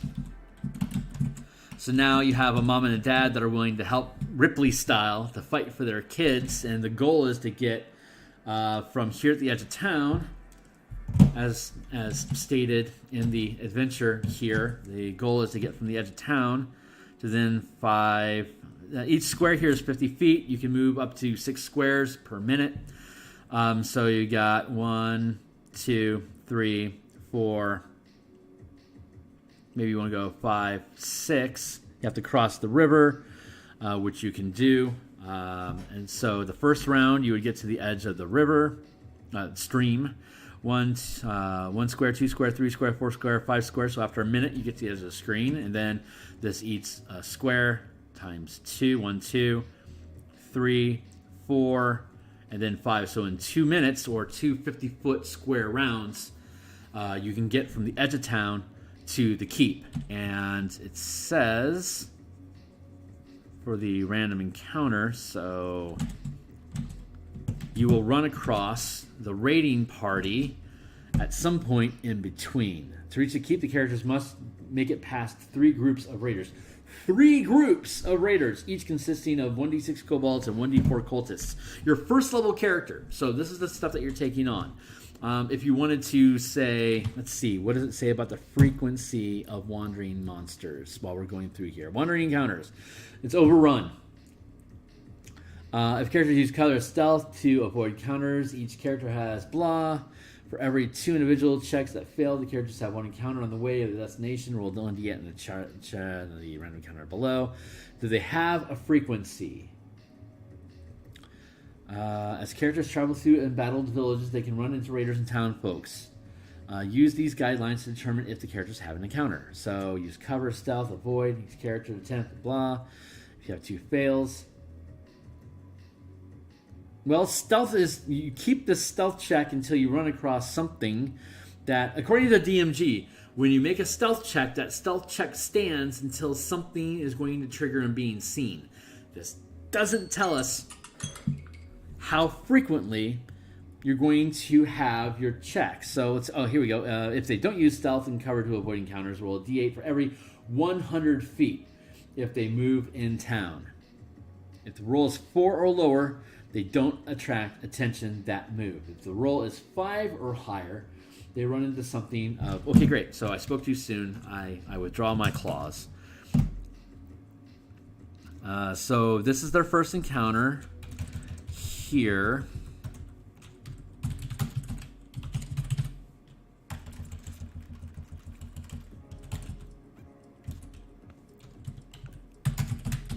First challenge.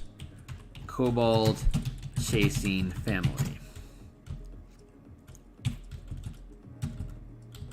I should be a little kinder to our overlord versus ally. Next, head for the keep.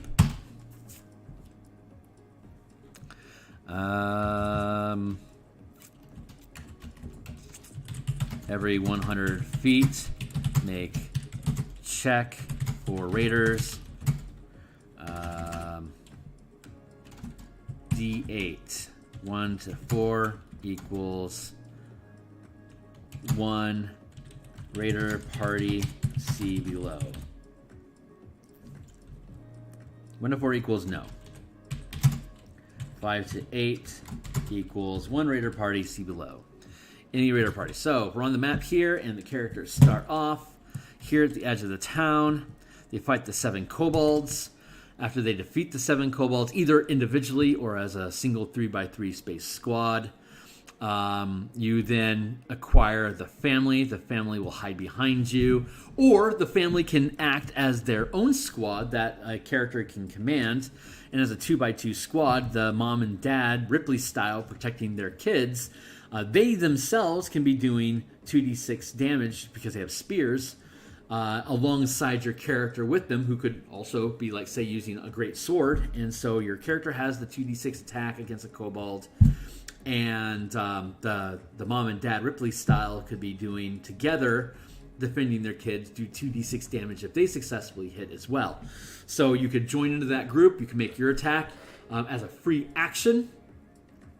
You can command the mom and dad to protect their kids and also make an attack for 2d6. You could then use your bonus action to further command the mom and dad to further attack. And then since you're using your action economy, you're using them as a weapon. So you're now doing 2d6 as well. Or if, like, say, the wizard joins up with the mom and dad, the wizard could cast Burning Hands to hit an area of effect to affect a squad of kobolds, and then could use a bonus action to command mom and dad to attack with spears, and then mom and dad could attack with spears with their own action economy. So you could, as a first level team of 2 to 4 characters, hook up with his mom and dad and actually take on these 7 kobolds with some decent survivability.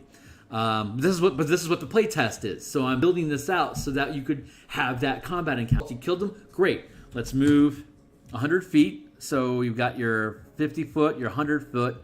And then when you get into this square, this is when, or rather, if you're going to advance on beyond here, this is when you're going to make your check.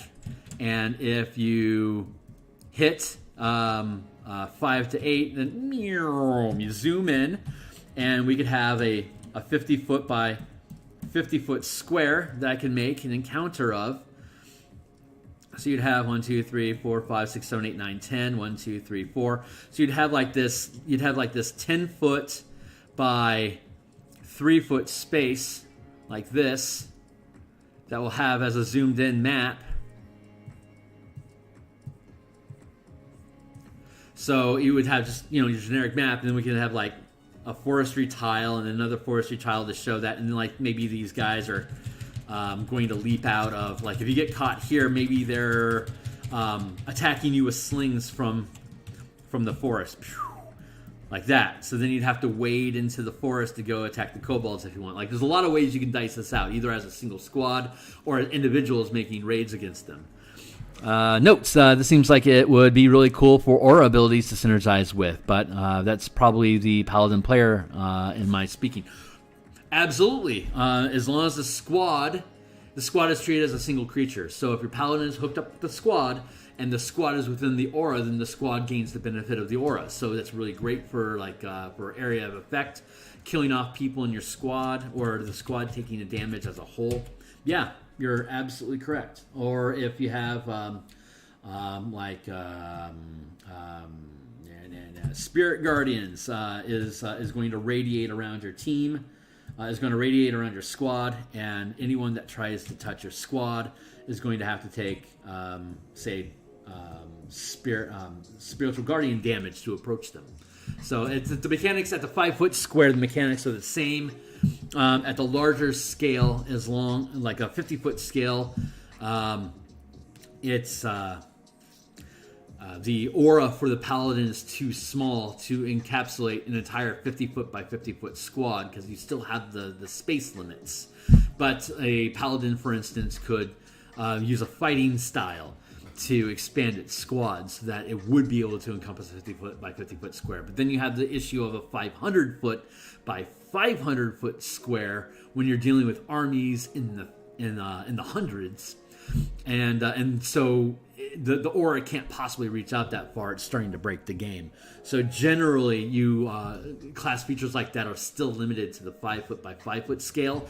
But if you're operating a squad of, like, say, 13 soldiers with you that are going to fit inside of a 4x4 squad space, like a gargantuan footprint, having your paladin inside of that squad with them, absolutely, it's going to, if he's in the middle of the squad, it's going to be able to reach out and affect the entire squad. Or if, like, he's like 13th level and it's a 30 foot aura, then he could be at any corner inside of the squad and would still be able to radiate out and affect all the squad. And it would be able to, like, if you had a squad, like if your wizard had a squad, like if the druid had a summoned squad of conjure animals and fills up a a 16, like a 4 foot by 4, a 4 square by 4 square block full of, I don't know, gorillas, then the aura would be able to spread over them as well and affect all that squad too. So, yeah. So, I mean, it's the documents in the Indestructible Boys designer blog down in the playtest content, and it's got the thread for in command. The first 25 pages talks about how to command squads and all the caveats for the 5 foot scale, and then the next 25 pages gives all the details about how do these squad mechanics in page 25 upscale to miles of tens of thousands of troops that you would then attack just as easily, but instead of like at the 500 foot scale, instead of the 50 foot scale, it wouldn't have 20 hit points, it would have 200 hit points. And instead of dealing 2d4 damage at the 5 foot scale, at the 50 foot scale, it'd be times 10 damage. At the 500 foot scale, when you've got thousands of troops with you, it's at the times 100 damage. But the mechanics are all the same. It's just, do I have 100 troops in a 50 foot square? Do I have 1,000 troops in a 500 foot square? But the 5e movement is exactly the same. So if I had how to draw. Okay, so like if I have in a 50 foot square here, I can have all 4 of my characters along with a battalion of like 80 soldiers, and the damage that you would be dealing is going to be 1d4 times 10 damage at the 50 foot scale, because you've got like potentially 10 soldiers lined up. Well, let's say they're using long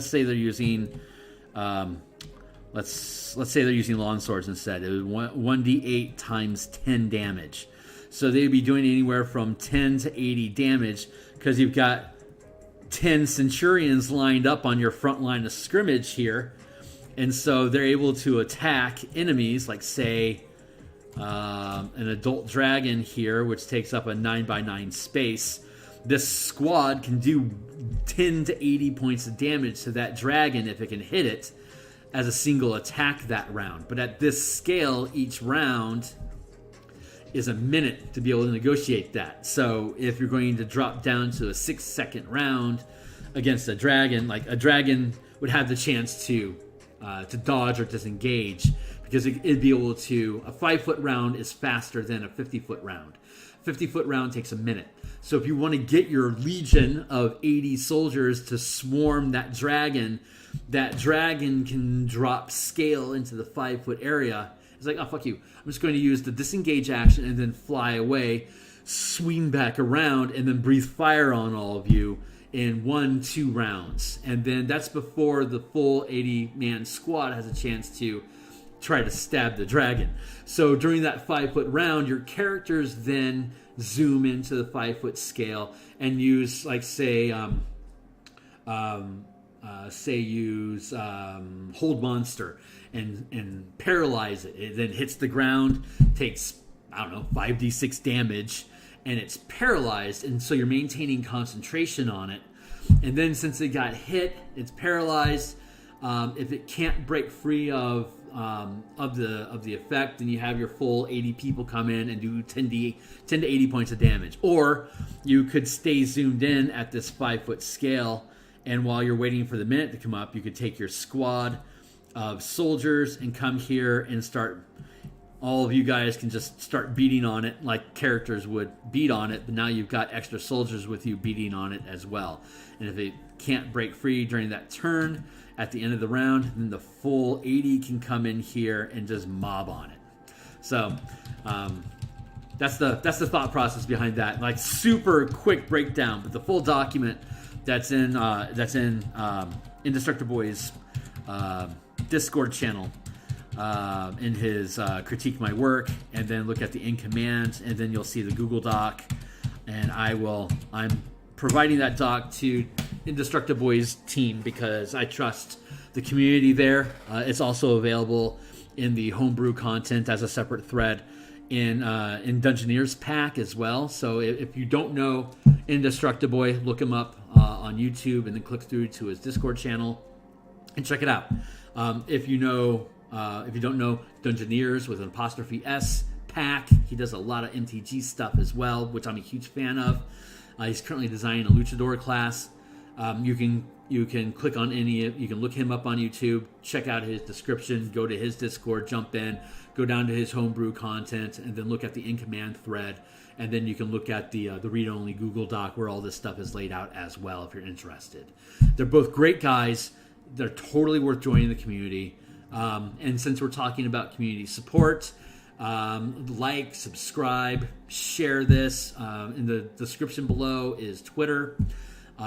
Join in so you can see when I'm streaming stuff, and check out my work on DMsGuild. All my stuff is 100% free to preview. If you like it, some of it's pay what you want. Pay what you want. I only get half of what you pay because the DMsGuild is the publisher. I'll set up a Patreon for folks that are supporting it, but I have no idea how I could possibly give you perks on a monthly basis right now with these big projects. So, I mean, it would just be basically throwing me money. So maybe I'll set that up and see if anyone wants to do that. But honestly, pay what you want is a great way to do it. Buy my books. If you'll look at all of them, if you like any of the work that I have in the link below, go ahead and buy that stuff. That's a great way of showing me support as well. So, but like, subscribe, help me build algorithm momentum so I can show more people stuff. And with that disclaimer aside, I'm going to take a sip of coffee. So we know that every 100 feet, we're going to run across a potential random encounter. So if I start here, I move 50 feet, 100 feet. That would be at the 60-foot scale, 30 feet per round. It'd be 1, 2, that could be 3 rounds. Or if we're operating at the larger scale, it's like I can move 1, 2, 3, 4, 5, 6 squares to get from here to here. I have no reason not to show the entire map. Make it more like a battle, like a war situation, and at any given square, at any time when characters, like if they send a familiar out to take a look, it's like, well, there's going to be a 50% chance at any given time that a square is going to have raiders running through it. So if you want to look at any given square with you send your familiar up. Yeah, give me a look at what's ahead. So you can have your familiar scouting ahead, and so if you do that, you could have it go. I just froze up, so I'm gonna have to crash this real quick. Yeah, and then I'll have to launch it again. So if you're using your familiar to scout ahead, you can fly up, and you can see that here is the keep, and that the keep is 5, 10, 15, 20, 25, 30, 35, because that's a river you have to cross, 35, 40, 45 times 10 is 450 feet away. So that's going to be 2 rounds of travel, 300 feet. Here's your first round, and then here's your second round. You can send your familiar ahead to scout. So every 100 feet, your familiar, 100 feet is coincidentally the distance that you can maintain visual contact through your familiar. So you can send your familiar ahead to scout out 2, and you'll know if there's a random encounter coming up, and then you can move ahead to 2. And then keeping your familiar ahead of you, you can scout out 1, 2 more, so you'll know by now. Is there going to be any raiders at your approach? No, there's not. Oh, maybe yes, there is. Okay, great. Well, let's keep the familiar hiding in the forest, keeping an eye on this. And what does the squad want to do? Well, we're going to approach them. Okay, great. Do you want to drop? We'll zoom in if you want to do, like, say there's 10 of them. Do you guys want to zoom in and deal with them on the 5 foot by 5 foot scale, or do you want to fight them at the 50-foot scale and just do 2d6 times 10 damage against the squad having at the larger scale, the damage would upscale, so they would have let's fix that, 2d4, 20 hit points. They would upscale to having 200 hit points, so you'd be doing 2d4 times 10 damage per round. versus the 20 hit points by 2d4 rounds. When you're operating at the same scale, you don't really need to worry about adding the zeros. Just knowing that the added zeros are there if you're fighting like a single boss, like a Tarask, for instance, which has 600 hit points, knowing that you're dealing 2d4 times 10 damage against that creature when you have your full squad hitting it, it's important to know that stuff. So, but if everything's the same, then it may as well just be 2d4 times 10 and 200 instead, or 20 times 10 hit points. So you can operate at the 50-foot scale at 1 round per minute, or you could decide to zoom in at the 5-foot scale and fight here in this little skirmish. So you fight that, you get through it, you secure this position. Maybe you want to go this way. Maybe you want to go this way and then this way. You could have your familiar scouting from here and then here. Like you could sit and wait until you know which way is clear, and then so you could then advance. Say this is the way to go, and then you get here. You can have your familiar again. Say scout over here or scout over here because you want to head this way. You can find out if there's anyone ahead by using a perception check. See how that works? So you can navigate this space, and if like you get all signs ahead or clear, then at the 1 minute mark, at the 1 minute progression, you can just go bop bop, okay, and then we still have another part of a minute to go. Is there anything that we're seeing that's coming up? And as long as it's clear, you can stay. Okay, well, 2 minutes later we get to the fort. If at any point during that 2-step block you run across something, then you can scale in or just fight them at this scale. So that's the thought process there. We know how the thing works. Party enemy equals here. Check 3 times. Let's see, up to 4. We could do 1, 2, 3. If you have a chance of checking 3 times, we could do we could do a D12, and then 6 or less equals no. 9 equals let's go 7 to 8 equals 9 to 10 equals, and then 11 to 12 equals. So we just broke down our random encounter table here. Instead of rolling, you could roll D6 kobolds and D4 cultists and then group them together into a squad accordingly if you want.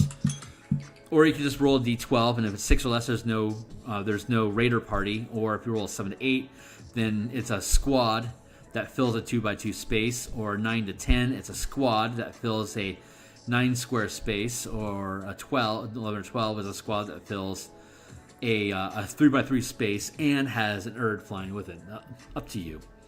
So, and since it's a playtest, we'd probably want to stay at the larger scale.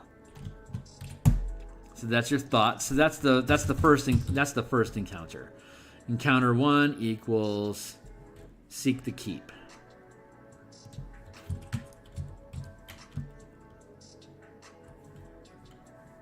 And then we'll do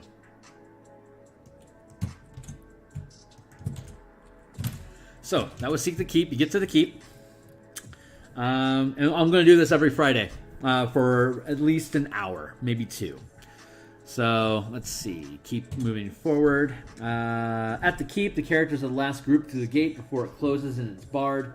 After characters enter the keep, raiders encircle it, increasing in numbers. So rewards, blah. You get, everyone loves you. So now that you're in the keep,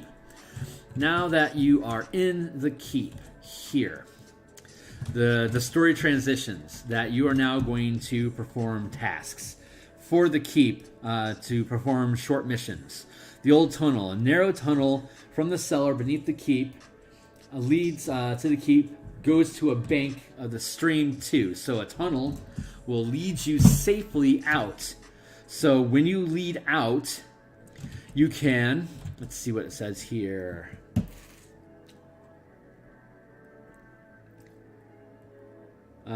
In the fort, cultists, to get to the fort, rewards. If you are using the milestone experience rules, the characters reach 2nd level once they arrive at the keep. fun. So you'll still be first rank because second level characters are first rank. But you'll have more hit points to be able to soak more damage for your squad, and you'll have better numbers yourself to support their efforts. But when you're in the keep, you can pick up soldiers.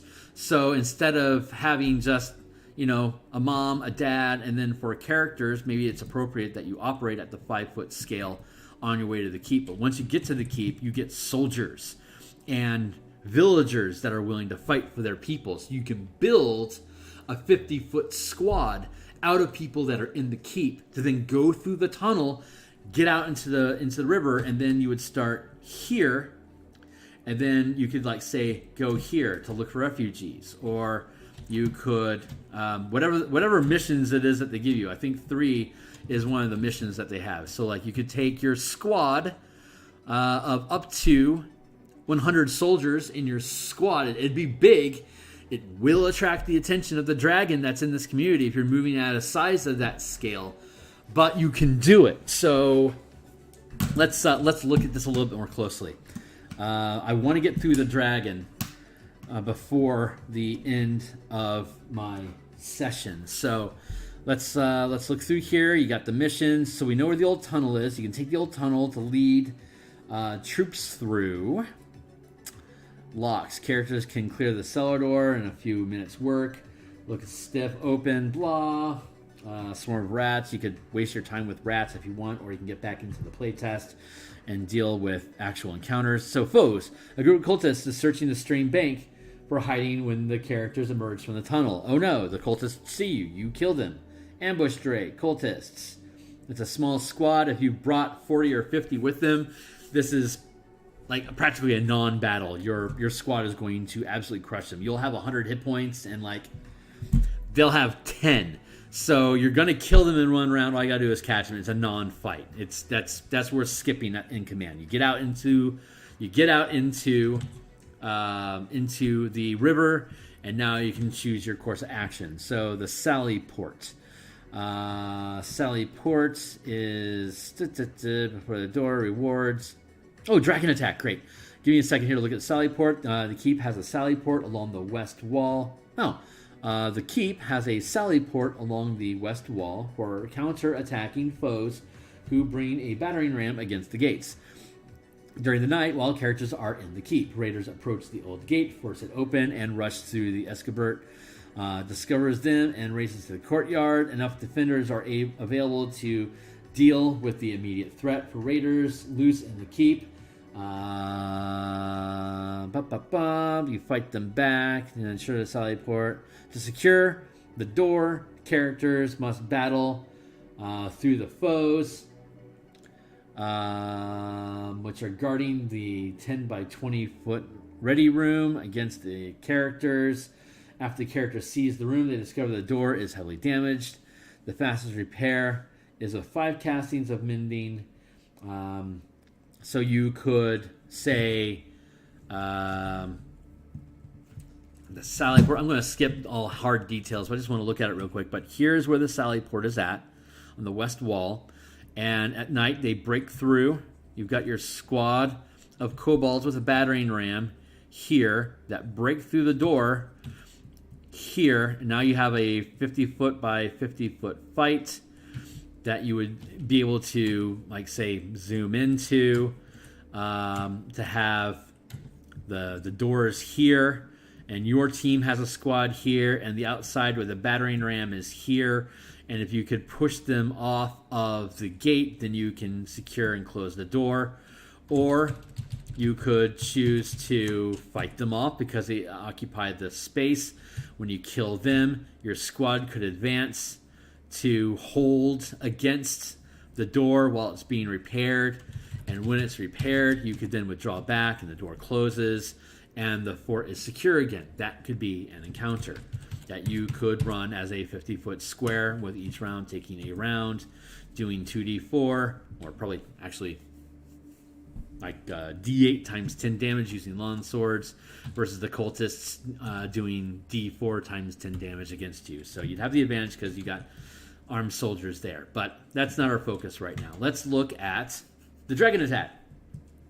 So there's an adult blue dragon. This is what I really wanted to get to. So I'm going to stay on here until we finish this, and then I'll call it a day. But you guys are probably starting to see how this works. We'll come back and work with the Sally Fort and what else we got? Save the Mill, which is chapter encounters. We'll look at Save the Mill. Then there's the Sanctuary. We'll build that as an encounter.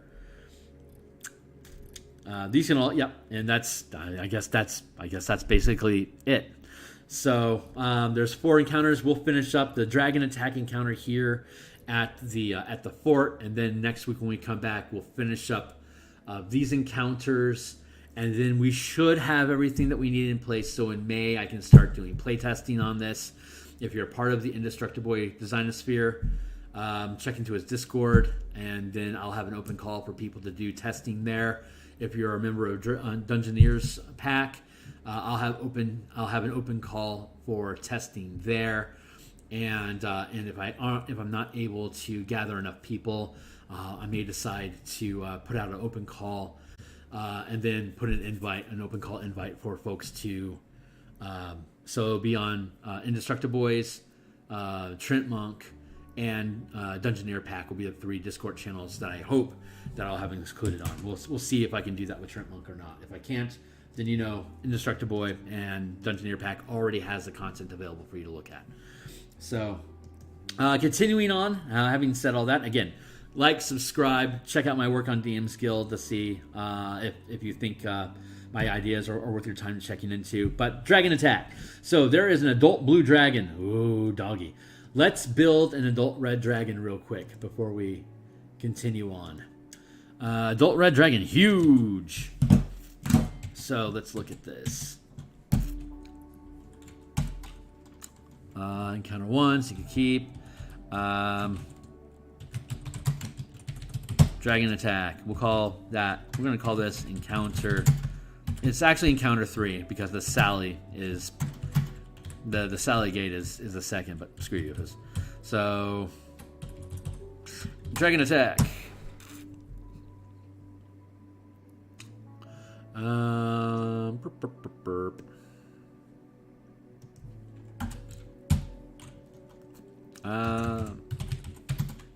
Equals adult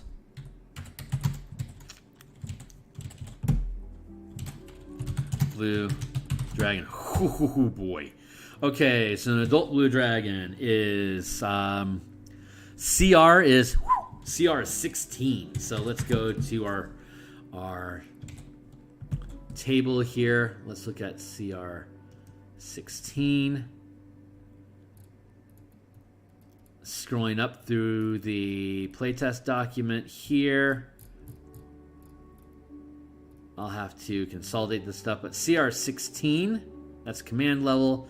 CR16 is a 5th rank creature. So, 5th rank. Let's go down here. Let's see what our formatting is. Enemy, adult blue dragon. Let's see, 5th rank creature.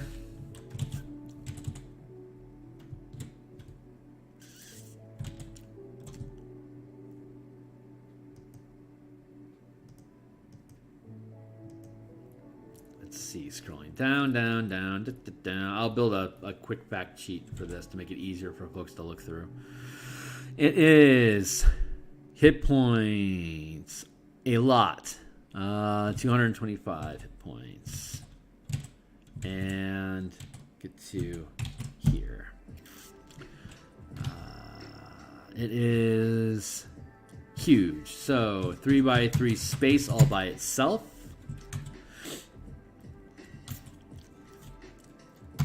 $225 hit points.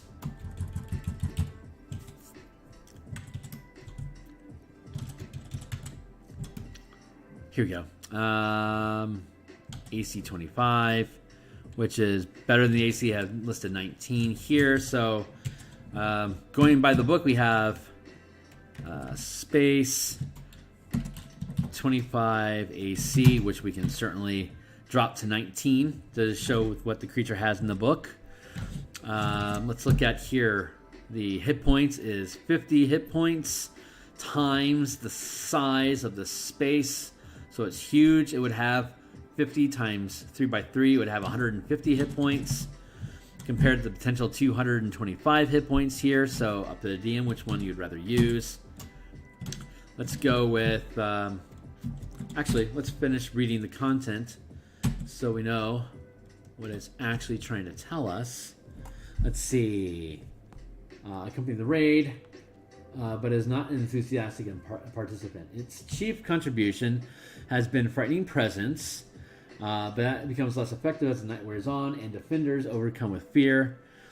Shortly before midnight, the creature launches its final assault against the citadel, orders the attack, knowing that the adventurers are in the keep at the time. Sure, why not? Lilithon doesn't consider this to be his fight, and it isn't keen on tangling with adventurers for another's benefit. Even though it's CR16 and these guys are chumps, it doesn't want to fight them. So how do we make that narrative actually make sense? Well, let's figure this out. During this attack, the dragon flies over the keep and uses breath weapon without moving closer than 25 feet from the parapet. Unfortunately, archers have a 120-foot range, so that's cute. The defenders on the wall have mastered their fear of the dragon's frightful presence from this earlier attack. There are 20 NPC defenders on the wall at the beginning of the mission, and more can arrive between attacks to take the place of those who fall. The dragon doesn't target the adventurers at first, and every breath weapon attack not directed at them only kills D4 NPCs and injures another D6. Adventurers who happen to get caught in the area make normal saving throws and take standard damage.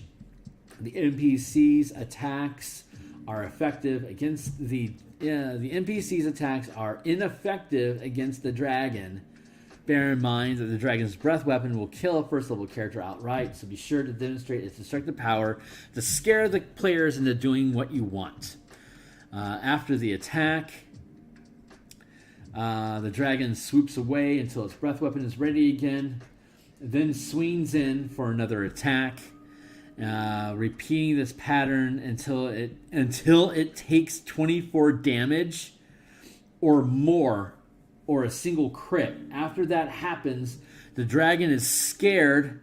Even though it has 225 hit points, it gets scared after taking 1/10 of its damage and runs away for good. So your first level characters, if they shoot it for 25 points of damage, it freaks out and runs away, even though it can deal on a breath weapon, lightning breath, 90-foot line. When it hits them, there's no chance of them surviving. Point dragon, if it takes 25 points of damage, it's going to run away. Well, let's change that, shall we? You can fire at a dragon up to 120 feet away. If we're using this scale, let's grab copy. This is how we're going to do this instead.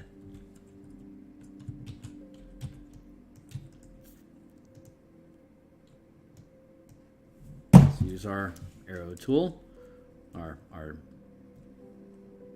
pen. My mouse doesn't interact well with the square. Hopefully you're still catching this. So the dragon can move. What is the dragon's speed? Flies a speed of 80. So that's 80, that's 16 squares. So 16 squares per minute. Fifth wrinkle, 3x3 space, 25 AC. It can do a breath weapon.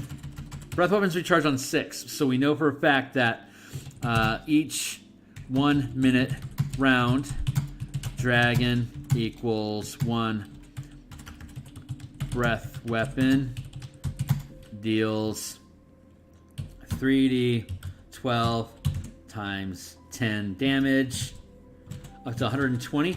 Let's see, according to this, dragon can deal 12d10 damage, so dragon can deal 1d12 times 10 damage at the 50-foot scale. That's an easy way to translate it.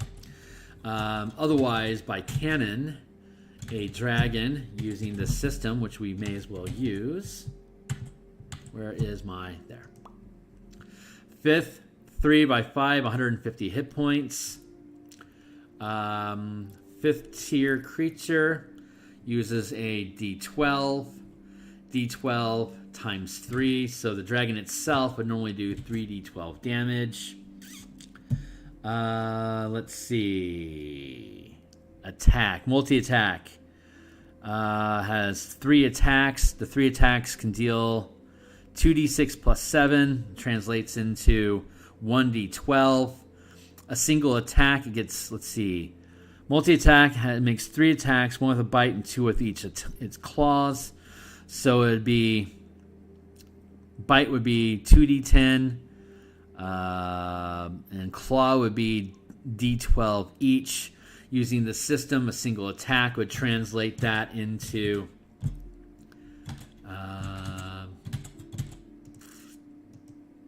here. 5th rank does d12. Its size is 3x3, so it's going to deal rank 3x3. It does 3 dice, 3. So each attack from the dragon, it can use its bonus action, and it can use a single attack to do 3d12 damage, and then another 3d12 damage, which is going to average to 3d12 is 36, 18 plus 18. If it uses its action, its bonus action, to do what is effectively a multi-attack. Another 20 minutes on the board. A multi-attack is going to deal about 36 damage. So according to this, claw would be 36 damage. It'd be 18 here, plus 28 damage here is 30. That'd be 46. 36 versus 46. It's not quite the same, but it's pretty close. So you could effectively have this thing operating using this command minion system at about the same level of efficiency. So, but you can just use it straight stats. So it's a single creature. You can use it straight stats. It has 225 hit points. Let's do that. Breath weapon equals 12 d10 damage on hit. 1 minute rounds equals 1 breath weapon, deals each 1 minute round. Attack deals 3d12 per hit as an action or bonus action. It's, what is it, plus 11 plus 12 plus 12 to hit. Attack plus 12 hit against your first level squad, which has an armor class of 13. It's gonna guarantee a hit. So it's going to cause a lot of damage. Deals 3d12 damage per hit.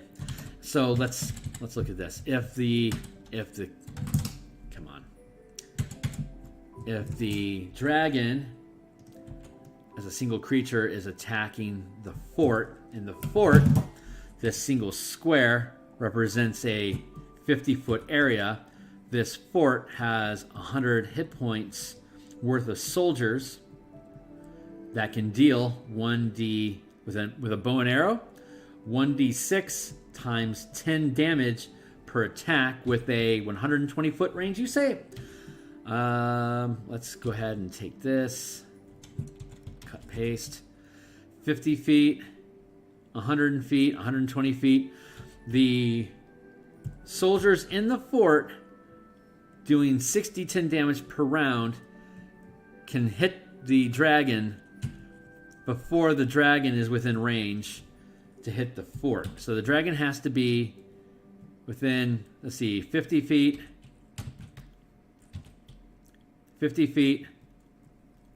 90 feet range for a breath weapon. So if the dragon is this far away, it can hit the wall with a breath weapon attack. But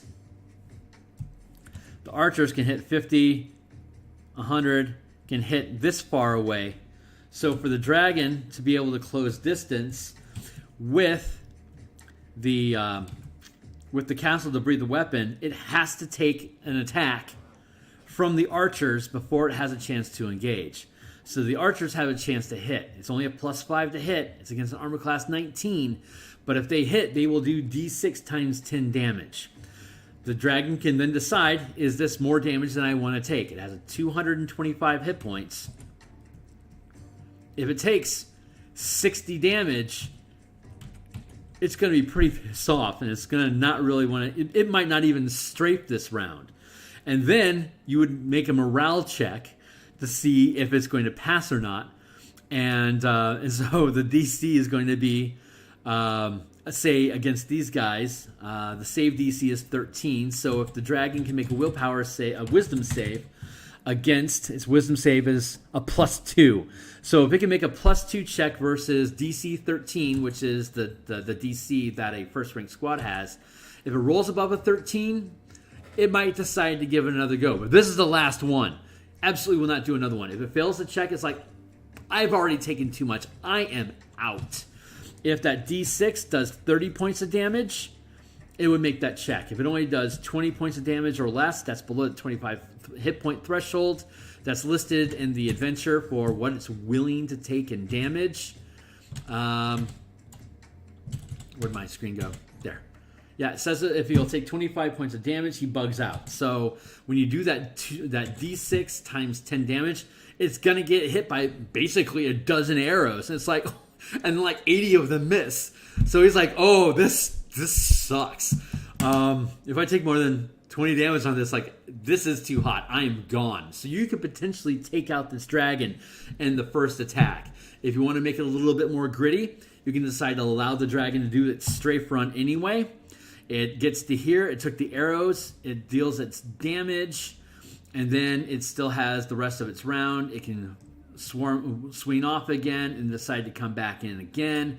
And by the time it gets to here, it's going 1, 2, 3 squares. When it gets to here, like anywhere that's within this range, it can get shot by arrows. So it's going to stay further away from that than here, and it's going to decide, do I really want to sweep in on this? And okay, we'll do one more strafe for the team. So it hits here, then bam, gets hit by arrows. If the arrows miss, it'll come in and it'll do its strafe. If the arrows hit, and it's already been hit before, it's going to be like, yeah, this sucks, I'm out of here. But if it can strafe through and not get hit, it's willing to do it again. If not, it's going to be sad. A first-rank character has a +1 bonus, or if you want to use, if you use the fighting style to use your charisma bonus instead, then you might have a +4 to hit. But then at first rank, you also have a +D4 that you add on top of it, kind of like inspiration. Your commander's inspiration to lead your team. So a paladin commander that takes command as a fighting style would have a D4 +4 to his attack roll to hit that armor class 19 on that blue dragon. You've got about a 50-50 chance of dealing anywhere from 10 to 60 damage on it with a strafe run. That might be enough for it to actually just flat out change its mind and just like, oh, you hit me? Well, I'm just going to bug out instead. So that deals with your dragon. Or if you miss the attack or it's less than 30 damage, it'll do its strafe. It'll kill D4, some odd people. They die. And then it has to really reconsider if it wants to come in and do that strafe run again. If it fails its morale check, it's like, nah, I did my duty, I'm out. If it passes its morale check, maybe it decides it's angry, it'll do the strafe run again. But if it takes 60 points of damage, it's like, I will die if I keep doing this. Not worth it. Then it makes sense that the dragon is going to run away from this fight. That is how you deal with that dragon using in command in Greenest on Fire. Now the dragon is gone. That's the commander of the army. It's gone. Its commander runs away. Now the rest of the army that's in the town has to make a morale check to see if they want to stick around or not. You're now thinning out the herd. If you then take your squad through Area 2 and want to do these little mini missions, then you only on that D8 you only run across. You'll not have any trouble unless you roll a 7 or 8 on that D8 instead of a 5 or 8, because they've already been scared by having you clobber their dragon. So now the fort is looking at you as actual heroes, and let's give you jobs to do. The military is now scared. The army is the invading force is now scared that when you come rolling out of the castle into the water line and come tearing through this town, and you've got 40 guards with you, and there's no dragon to give you aerial support, they're like, this sucks.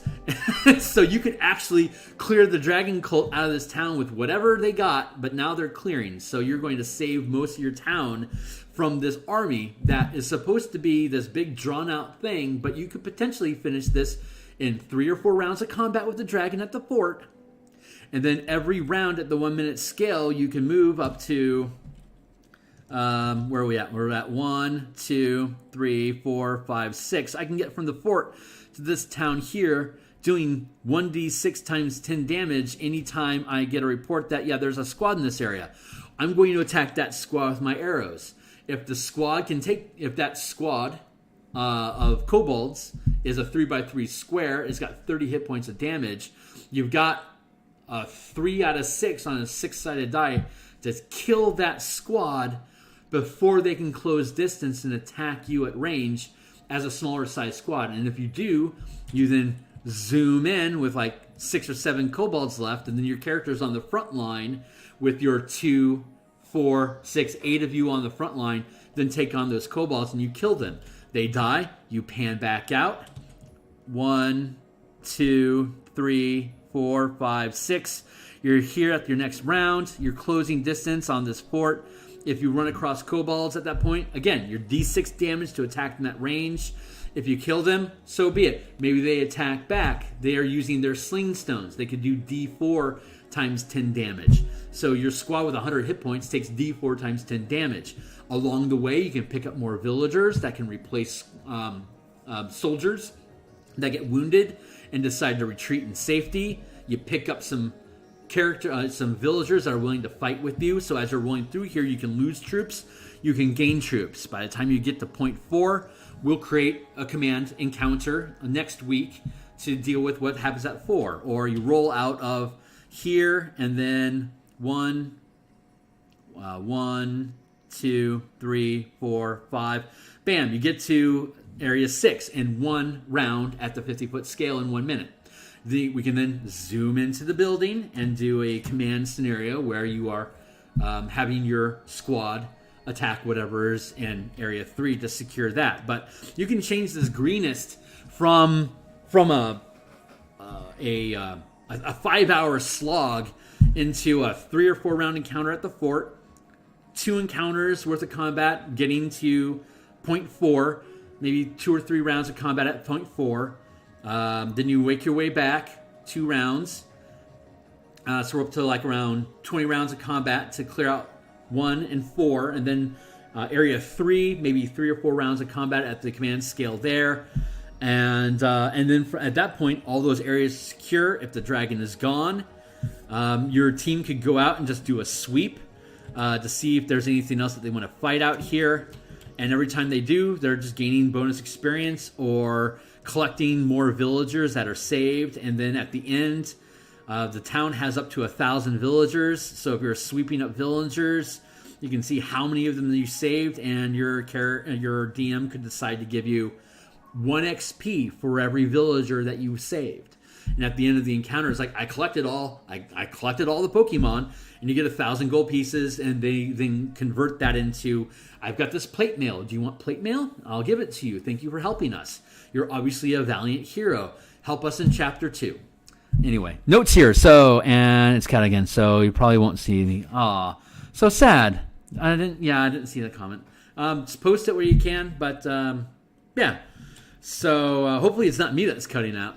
But yeah, this is in command. So we could take like a 3-hour session, have you show up at the front door, and then punch through this place, get rid of the dragon, clear the army, the raiders from the village, save the wharf, save the warehouse, collect as many villagers as you want to save them, get gold reward, become the town hero, gain the local hero background whenever you're in town as a reward. So they always give you a place to stay. They always give you free drinks.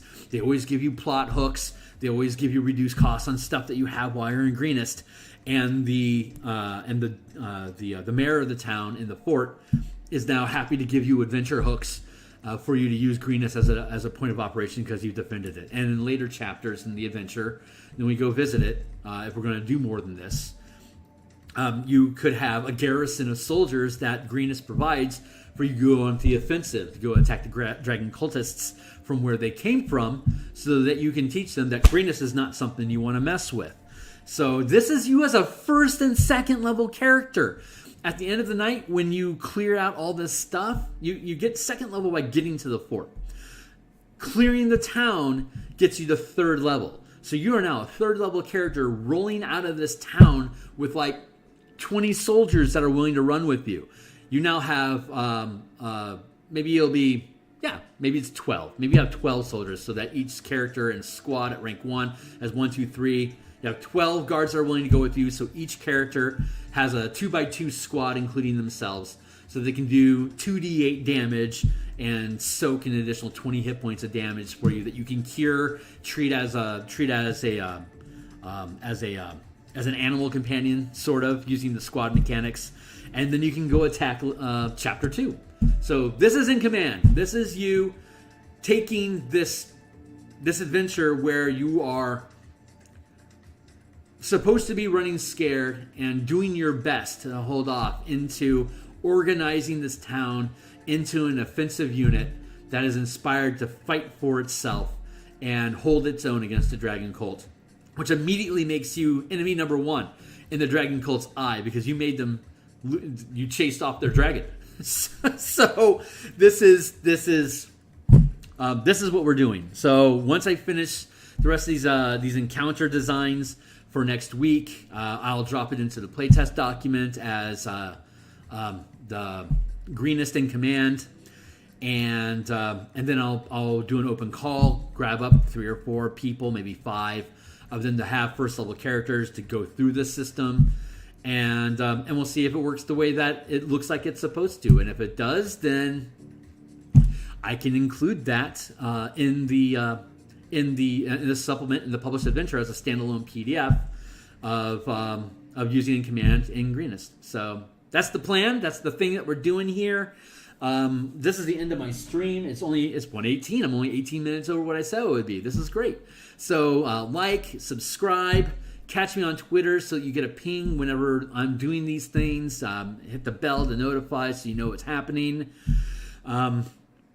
Check out the link down below, all the books that I have on DMsGuild that are free for you to look at. 100% of the pages.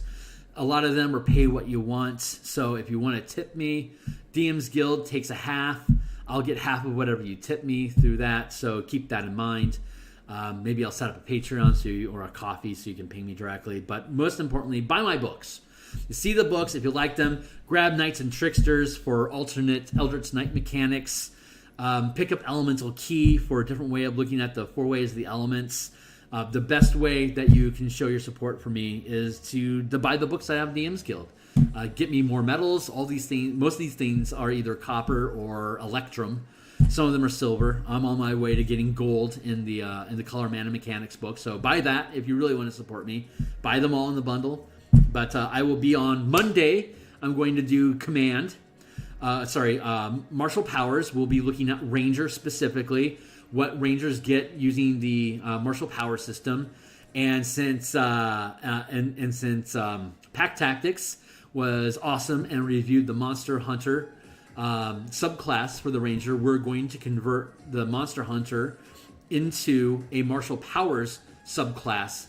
That if you're using the martial powers system, you could then choose the martial powers Monster Hunter subclass and have a much better experience using that subclass instead of what's given to you in the player's handbook or Tasha's or wherever the hell it was crapped on. Let's see, that's Monday is in command.